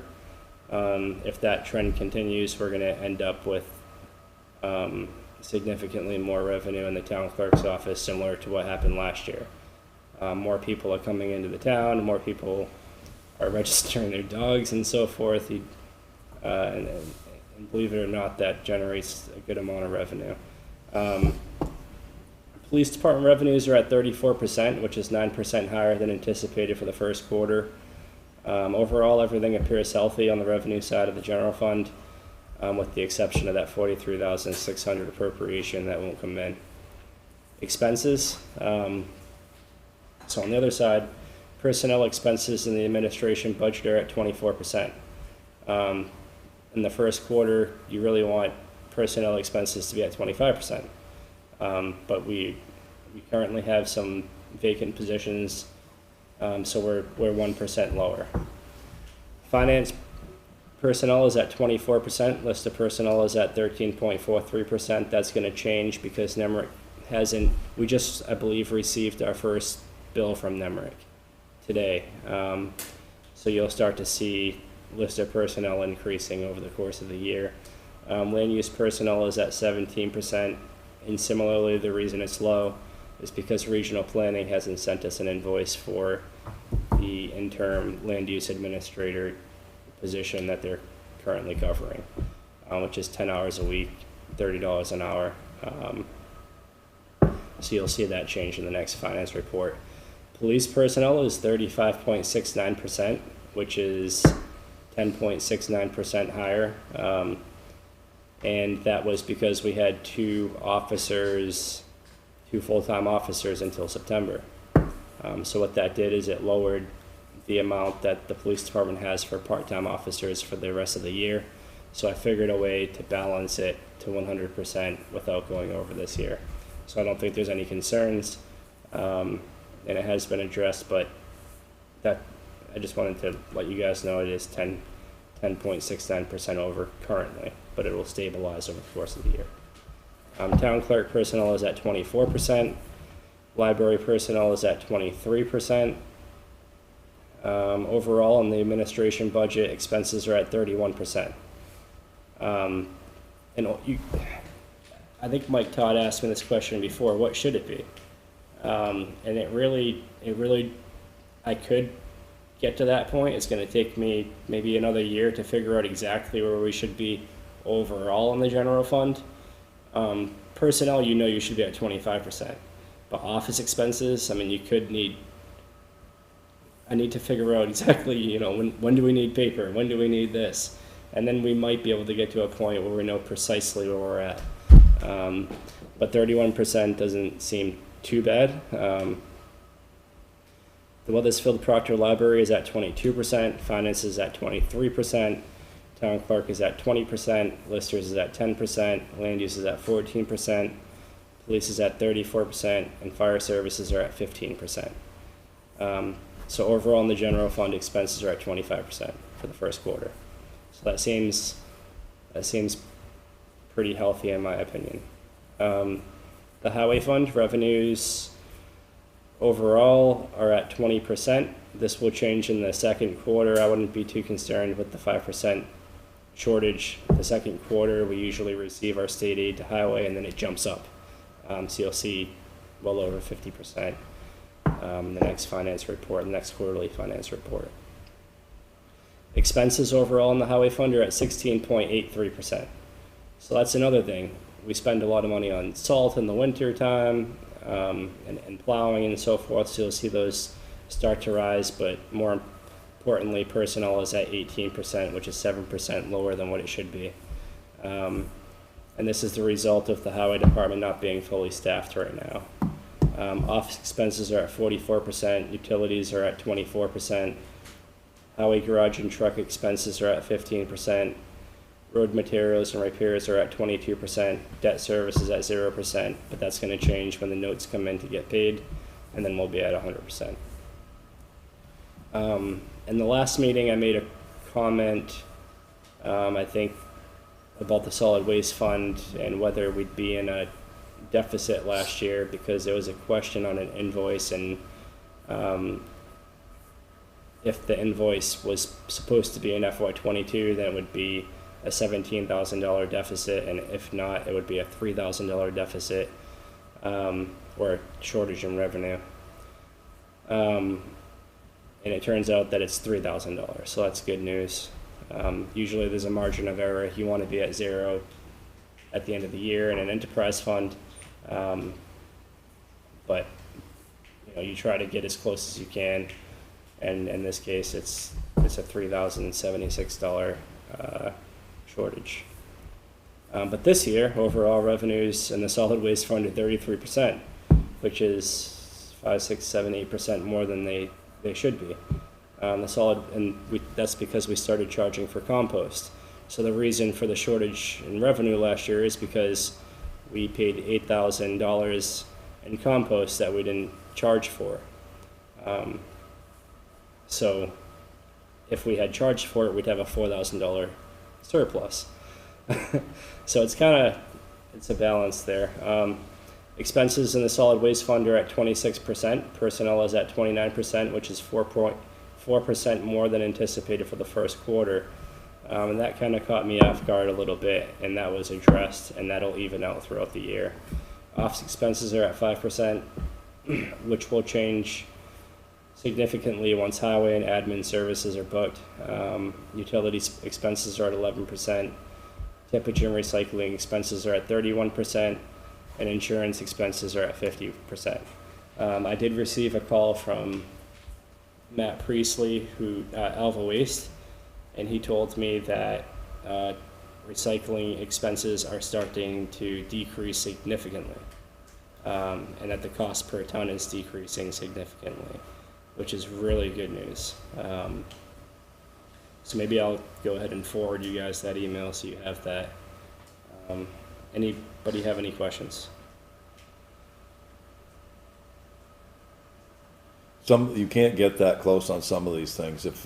I mean, in the past, I know there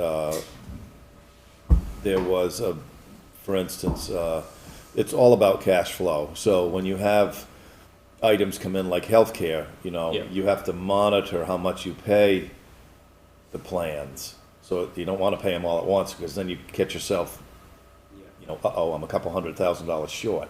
Yes. So I don't think it'll ever get close to a percentage outside of payroll, where you could do on a quarterly basis. But for the most part, I guess it'd be kind of a wash if you had income that was, whatever the percentage was, matching the expense Yes, for the quarter. Even if it was 30-30. yep. That's what we're trying to do here, and, you know, right now we're at 24-25, so Yeah. we're very close for the first quarter. Anybody have any other questions about Brandon? This is a work in progress, it's an update. I think I have confidence in his ability to monitor these things. I know he's working with a new accountant. Any other questions? Okay, let's move on to the Martin Hall. All right, so in the last meeting, we discussed the repairs that need to take place down here and at the downstairs of Martin Memorial Hall where we're sitting. We submitted an insurance claim that was denied. You can see that on attachment A. Kingdom Cleaner sent us an estimate to do the work on the walls, attachment B. And Haley's Carpet the new information that I have is we received 2 quotes from Haley's Carpet. The first quote is to repair the floors, and the second quote is to replace the floors. So I think, you know, moving forward with just repairing the floors, and he had said that there's a way that he can repair them so that if any air gets trapped under there, it'll be able to come out by leaving spacing. So the total cost of repairing the floors and the cleaning service for the walls is $7,425. If we wanted to replace the floors, I think that quote is $11,790. So those are the 2 options there.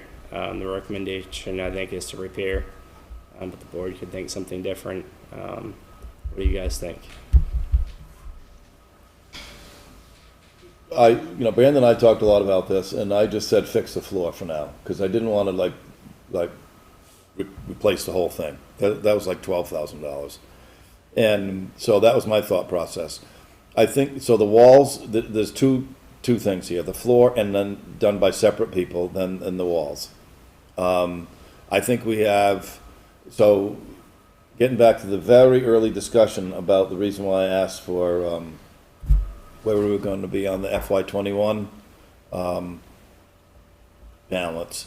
If you read the last paragraph, did you go over that or not really? No, I can. I mean, I'll be happy to. Okay, good. So the total for, at least for now, but again, I want the board to understand that when the carpet and the walls get cleaned, there is no contracting to put something back up on the walls. So it's cleaning and sealing and everything. So there's got to be another project to finish the walls that's going to be hanging out there. Yep. So we need to take these in steps. So it's not just going to be 7425, which it says here. It's going to be, then we're going to have to do something with the walls. I don't know if we're going to put, maple boards or something is going to face this after, and take into consideration the baseboard hot water heat. Yep. So Brandon asked me, how do you want to pay for this? I said, well, the first thing that came to my mind was, what was the FY21 surplus? And then when he calculated that all out, it got confusing for me because of the Board of Abatement, minus 20,000 that had to come out of the FY21 balance, and then the doubtful accounts, that's all of these things, these moving parts. I think this is a really easy explanation for the voters to understand. In a series, we have water leaking in the basement of Martin Hall. We tried an insurance claim. They denied our claim. Then we needed to move. We took air quality tests to make sure there wasn't any mold. We did everything I think that we should have done. And we put it out on the websites for contractors to come look. I don't even know if anybody came to look. So then we went and solicited some people to come to look. So my suggestion was that we would take it out of the rainy day fund on an emergency basis, pay for the contractors that are coming in. He just told me earlier in the meeting that they're coming in tomorrow to start. get ready for voting day in March. They assured us that it would be done in a month or so, is that right? Yep. So we're leaving ourselves open for somebody to come back in and finish the, either paint, or I don't know how that wants to be done. And then we would find out what the FY '21 balance would be. And we will have to do that for budgeting purposes when we get towards November, December. And then the goal would be to return these funds to the rainy day account when we firmly know what the surpluses would be. I hope everybody just followed that. Yeah. I think it's a really straightforward thing to do. I have no problem putting this before the voters. We don't need to ask for the money. It's $7,500 for now. So, Throughout this process, are we gonna fix why the water came in the first place? we went outside and looked at that, so that, one of the problems is there's really nowhere for the water to go because of the flat surfaces here. It can't really be channeled out to the manhole that's out here. Dumping it out on the road probably isn't the answer. So Brandon and I walked around the building the other day and we're looking at it, and I said, well, no, it doesn't take very many people. The roof water runs off and then it comes right down into the stone here, and then it's headed to the foundation. Down into the foundation. Yes. I guess just given that, I'm more inclined to say, tear this floor up and put something in there that's not gonna swell if water gets on it. What they quoted you is vinyl plank, which is gonna be pretty waterproof. And you've got this carpeting on the wall, it's gonna have to go. If you cover it with wood boards again, those are gonna get saturated. I mean, I really think you're looking at replacing the floor and just painting the walls long-term. I didn't think the floor was that, because I've had a lot of people, I mean, I talked with John Arison about it. He said the floor's in pretty good shape, other than cutting it and trying to fix whatever it is. And if the flooring company said they could pull that off, well, Is that like a Band-Aid though, or is that gonna be? I don't think they're making any guarantees. They're No. saying they're gonna do the best they can. They're probably gonna glue it down and cut it to breathe or whatever. I'm just thinking we have money sitting here now. I don't and know. It'd be a shame if we got into this pickle in the future and we're in a deficit. The other part is, I don't know what kind of flooring that they quoted on that $11,000. Vinyl plank. Vinyl, it's vinyl, yeah, it said vinyl plank on it. My question is, what's the warranty? If they put a new floor down for $11,000, is the thing guaranteed for like 15 years, 20 years, I don't know, 5 years? If they just fix this, it sounds like it's a walk-in and walk-out, thank you. The walls I looked at, it looked like they were sealing, water sealing. They're gonna take all this stuff off, bag, get everything out, then they're gonna clean and etch the wall from the estimate, and then they're gonna, after that dries, they're gonna let that dry for 3 days. Then they're gonna come back and put in, it's like a sealer on it.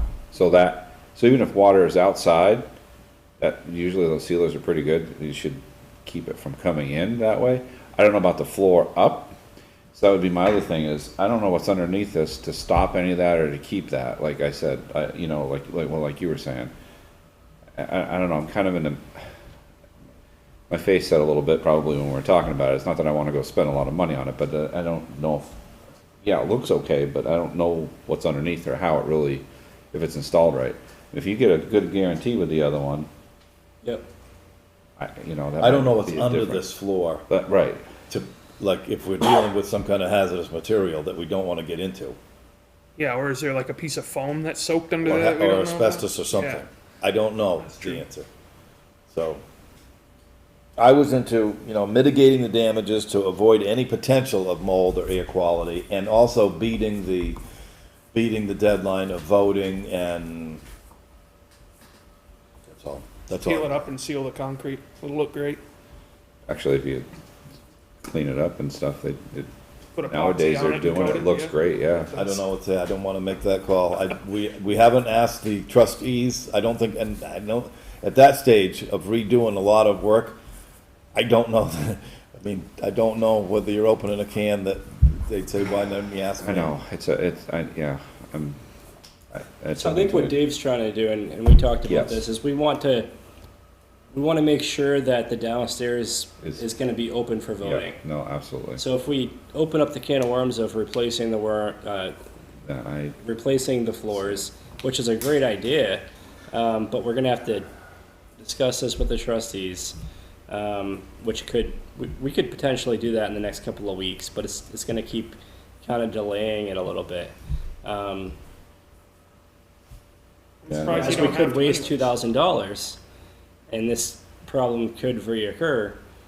So it just depends. I can move pretty fast and meet with the trustees if that's what you want me to do.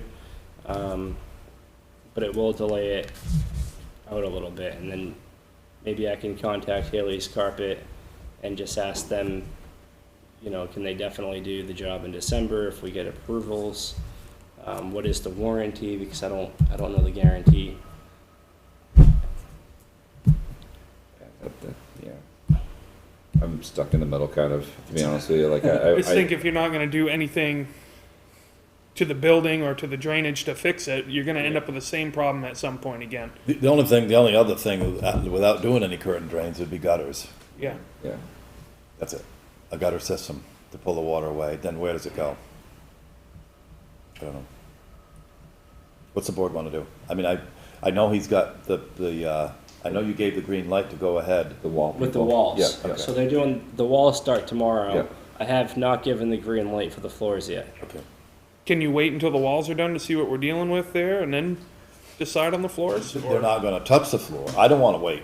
I'm into fixing right now because I want some stuff behind us and make Floanne happy with the voting and where that's gonna be.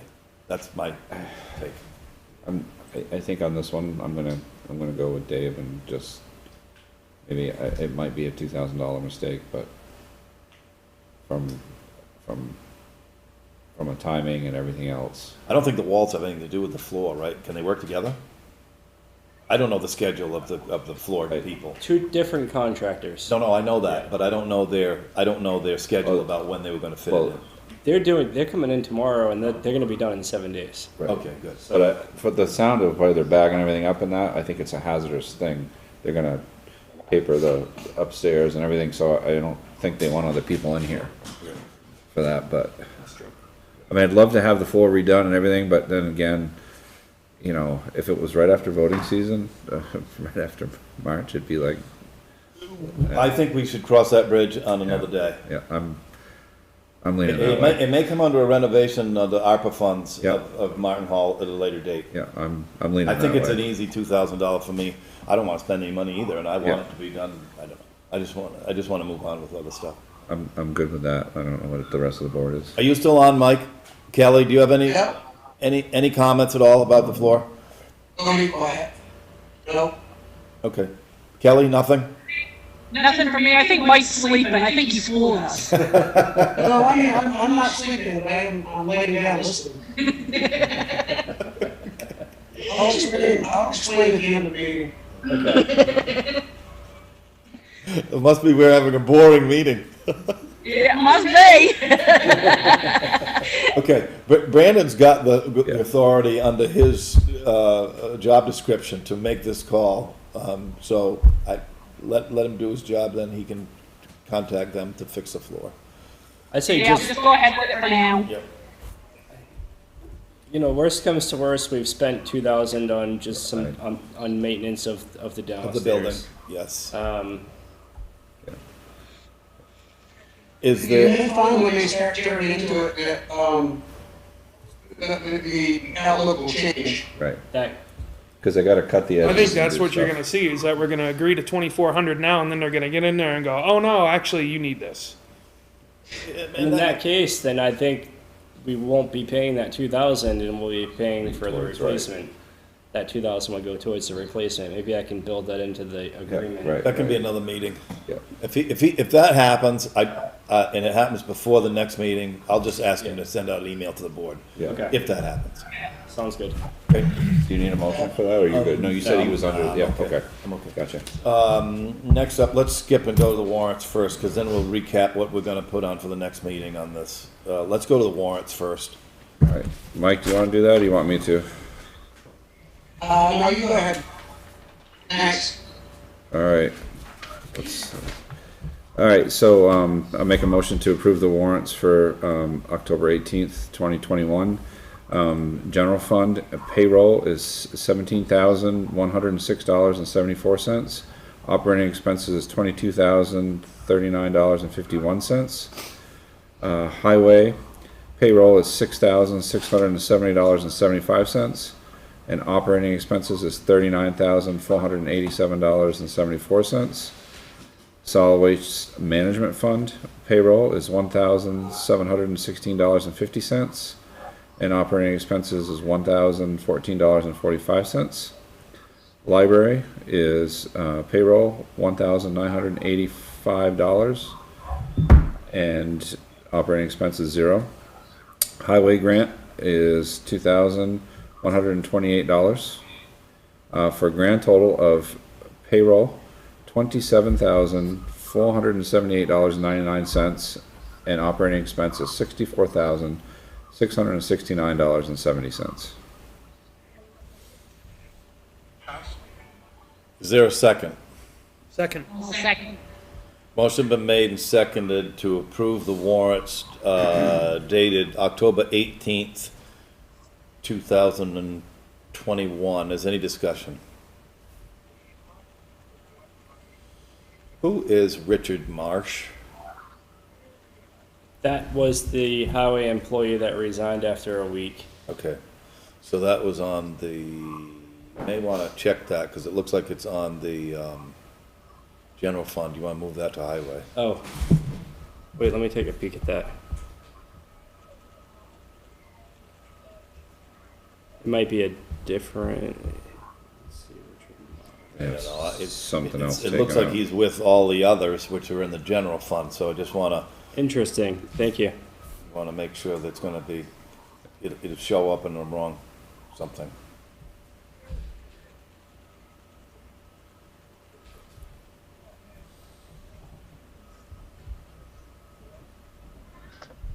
Any other questions on the warrants?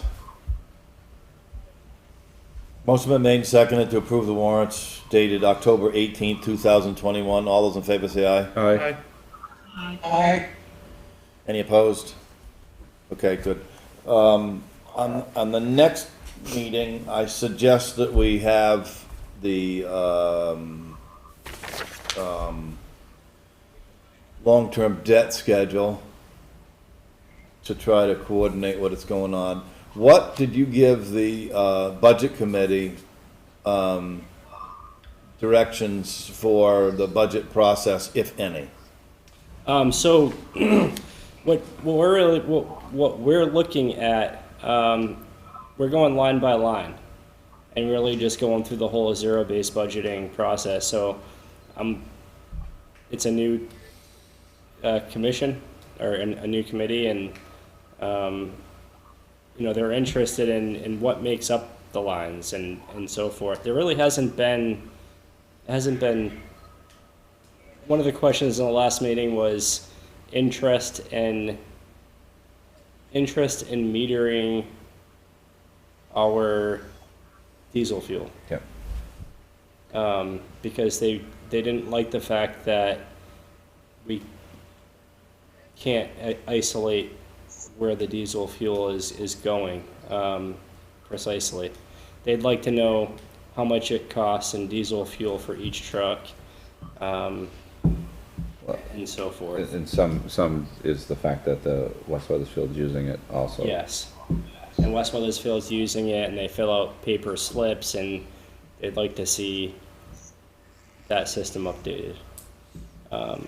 Mike, Brandon asked me about this today, or he was chatting with me a little bit. Were you on the board when, I specifically remember before Brandon got here that, I don't think it was with Ed either, so it's gone back a long way, where somebody, I don't know if it was Jim Mullen or not, had priced, but we gave him the authority to do it.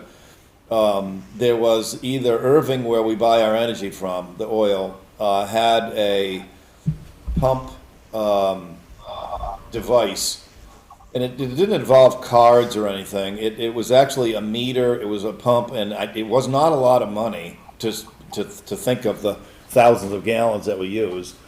That actually, I may be wrong, but I thought it had a camera. I mean, it was a whole unit, and we gave them the authority to do that. Do you remember that at all? I don't remember actually going to that level. I remember conversations about some different ways to handle this, but I'm not sure that anything ever got adopted. Quotes too. I think there was some Yeah. money that was involved, and it was a whole pump, because somebody had said, well, this one can't do it or whatever, but I didn't want to, I know having a discussion about it and learning about whatever the proposal was, it didn't, like, for instance, the Ascutney department has cards that people have, that wasn't about this, that was like way too much Right. work to keep remembering. Right. On the other hand, it did track about what was going on with the fill-ups and so forth. So, I can tell you of the system that I use or participate in. It's Bishop's Enterprises. It's over where they keep the school buses in North Springfield. Brandon, I could take you over after I get off of lockdown and show you that system. There's a little plastic key. You insert it, you insert a code, and you select a pump, and you pump what you need, and it shuts off, and you leave. It's a very simple system. It's all computer controlled, and we can talk to the bishops about that system and what that costs. It's very efficient, and it doesn't look like it's a very costly system to set up. good, yeah, I'm happy to, you guys can learn to do that. My question to you, though, was a little more pointed about, because, not you, Mike, but Brandon, I'm not so concerned with what the budget committee thinks about different things. I'm more concerned about a schedule for us. Yes. So if we're getting into the first meeting in November, it's time to go about something. I'm looking to have a proposed budget to the select board. I think we can do highway on the 1st. Or we can break it down, because Yeah. if you know, most times, solid waste is the easiest. Yeah. The general fund being the components that it is probably a little bit more difficult. Maybe that's not the right word. Lengthy, for sure, because of the departments. I would expect the proposal from Bill to come in, the police. How about we do the highway fund proposed budget? And the only reason why I say the 15th of November is because I'm waiting on I'm waiting on VEMR's, and I'm waiting on workers' compensation, and I'm waiting on another one, so that I can finish. I've already started my personnel analysis for FY23. So what, can we do highway on the 15th of November? Of what? On the 15th of November, which is the second meeting? No, that's fine, and here's why you may want to let that happen as well, like almost a month. I'm just trying to formulate a schedule here about Yeah. dates. Is because where are we starting from? We still have the FY21 fund balance in all of, whether it's the general fund or the highway fund. Solid waste is not really a budgetary thing. It's a it's a fee structure base. But you're gonna need to know some kind of a firm number, at least, about what we're starting from. We're starting from zero? I don't think so. We're starting from a surplus. I'm confident with the highway fund surplus. Okay. Our audit takes place on November 1st. We may even have preliminary numbers from them confirming my estimated surpluses by the 15th. Otherwise, the general fund is the one that I'm fairly confident on, but I'm most confident on the highway fund. So I think I can have a proposed budget to you on the 15th for that. And then we can break down the general fund into sections, and maybe the first meeting in December we do 3, and then the second meeting we do the rest. So you don't want to take up any subject as a matter of budget for the first meeting in November, our next one? It's totally, if you Up just to want to us. have a general FY23 budget discussion to give me a little bit of more direction than I currently have, we can do that. Well, let me ask the board this then, because I don't want to wait until the last minute. I really would like to not be crunched in January for sure.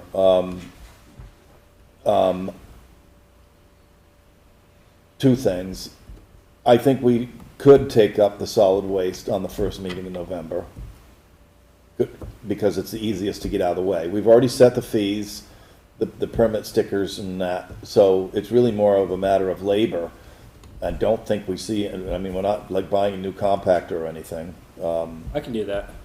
So then, the only other topic that may come up, and you gave us really good news, it would be healthcare. Yep.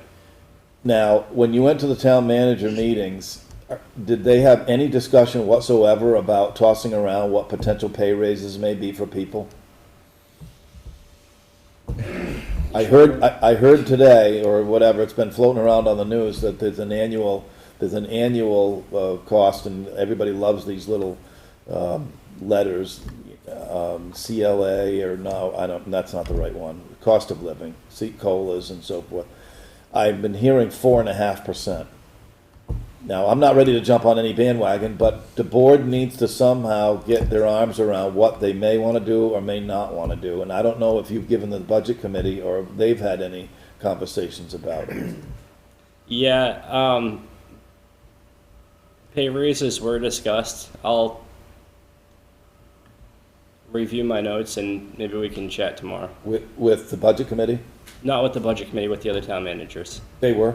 They were. Okay, good. So, just so the board knows this, I'm just gonna come out of the gun and just say it, because we have given raises, that despite what some comments have been in the past, we have, even when the things have been zero, I think we've been okay. We've also had some pay adjustments to certain individuals, that have moved considerably above. It's never been below. There's never been a drop. I'm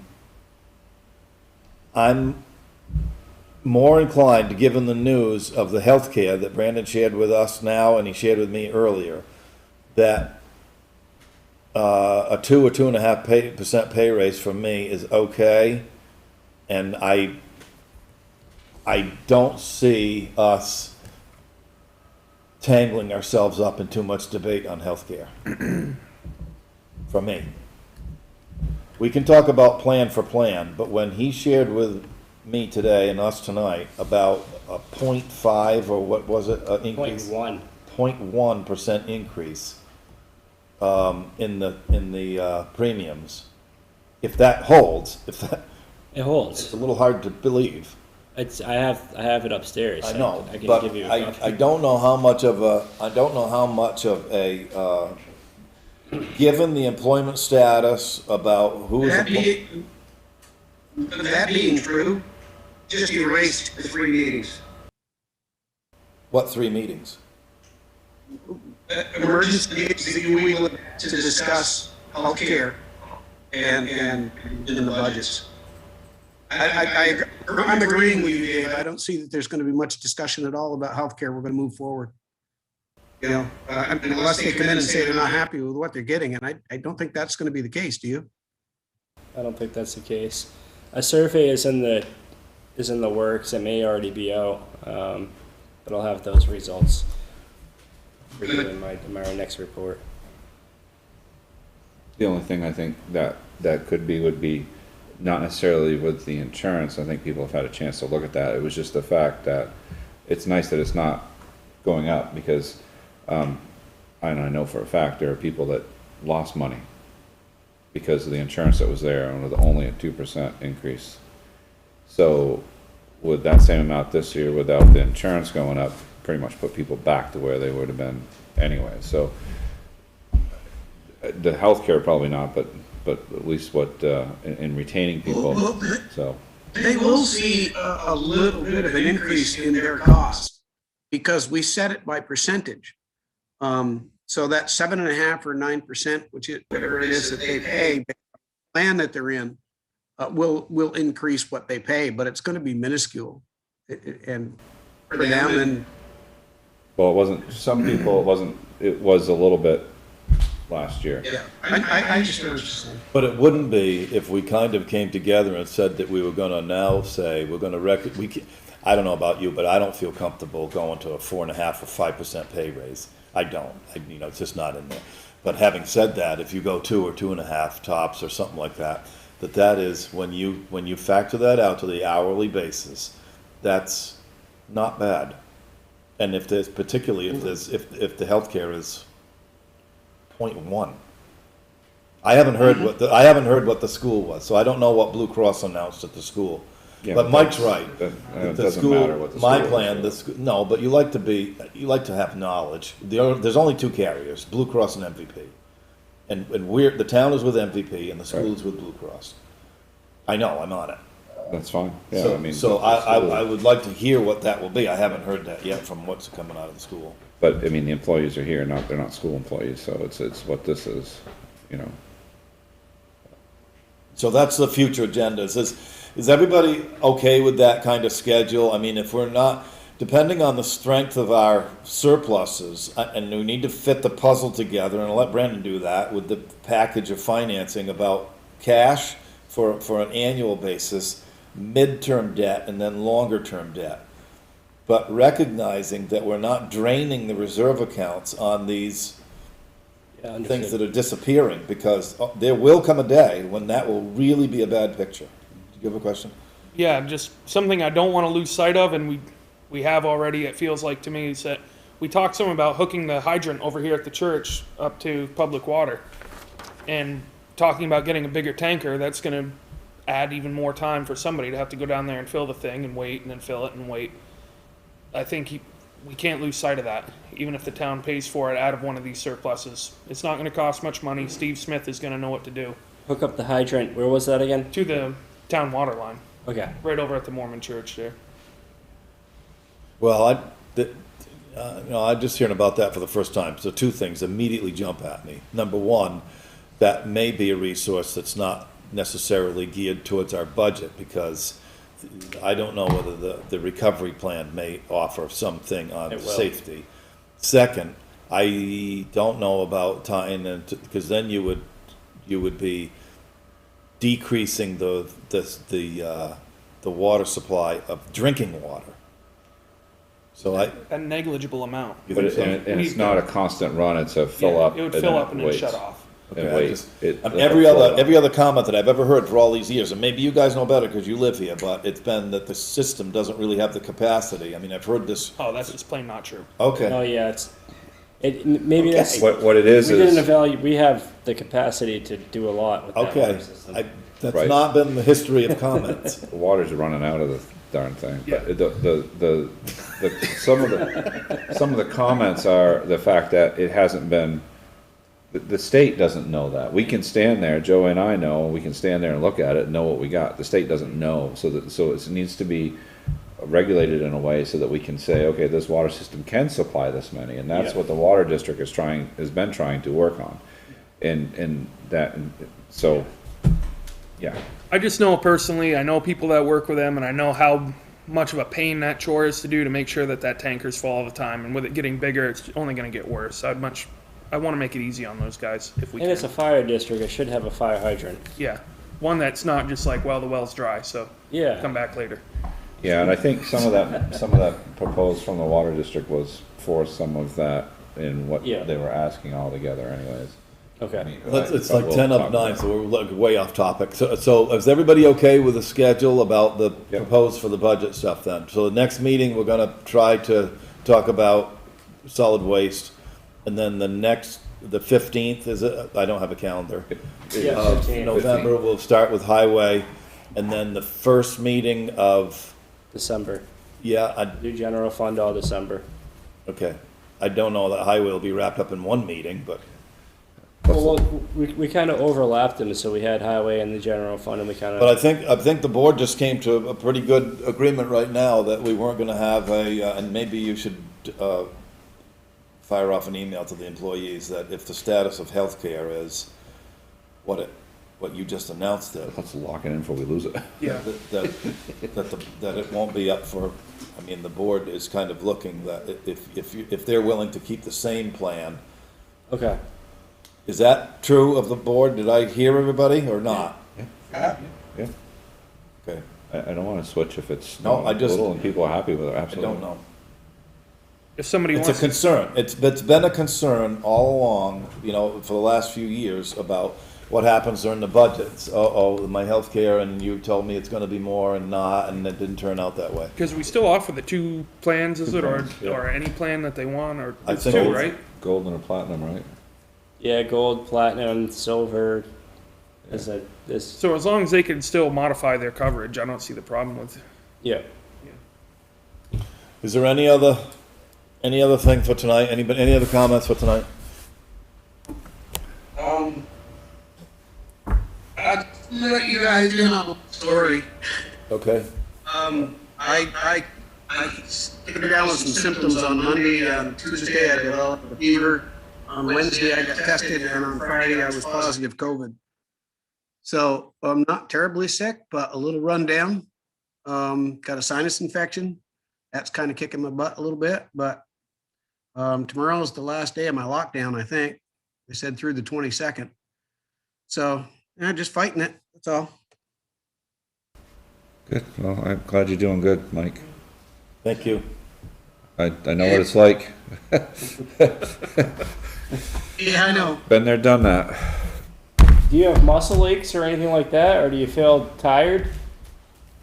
I don't feel real tired. Yeah. The fatigue is Energy is a terrible. problem, Yep, definitely. you know. Yep. Muscle aches, yeah. Well, thanks for sharing. maybe a little. I'm old, so I got muscle aches. The sinus infection really is the worst part for me. I'm prone to them. If I get a cold, I always get it. All right.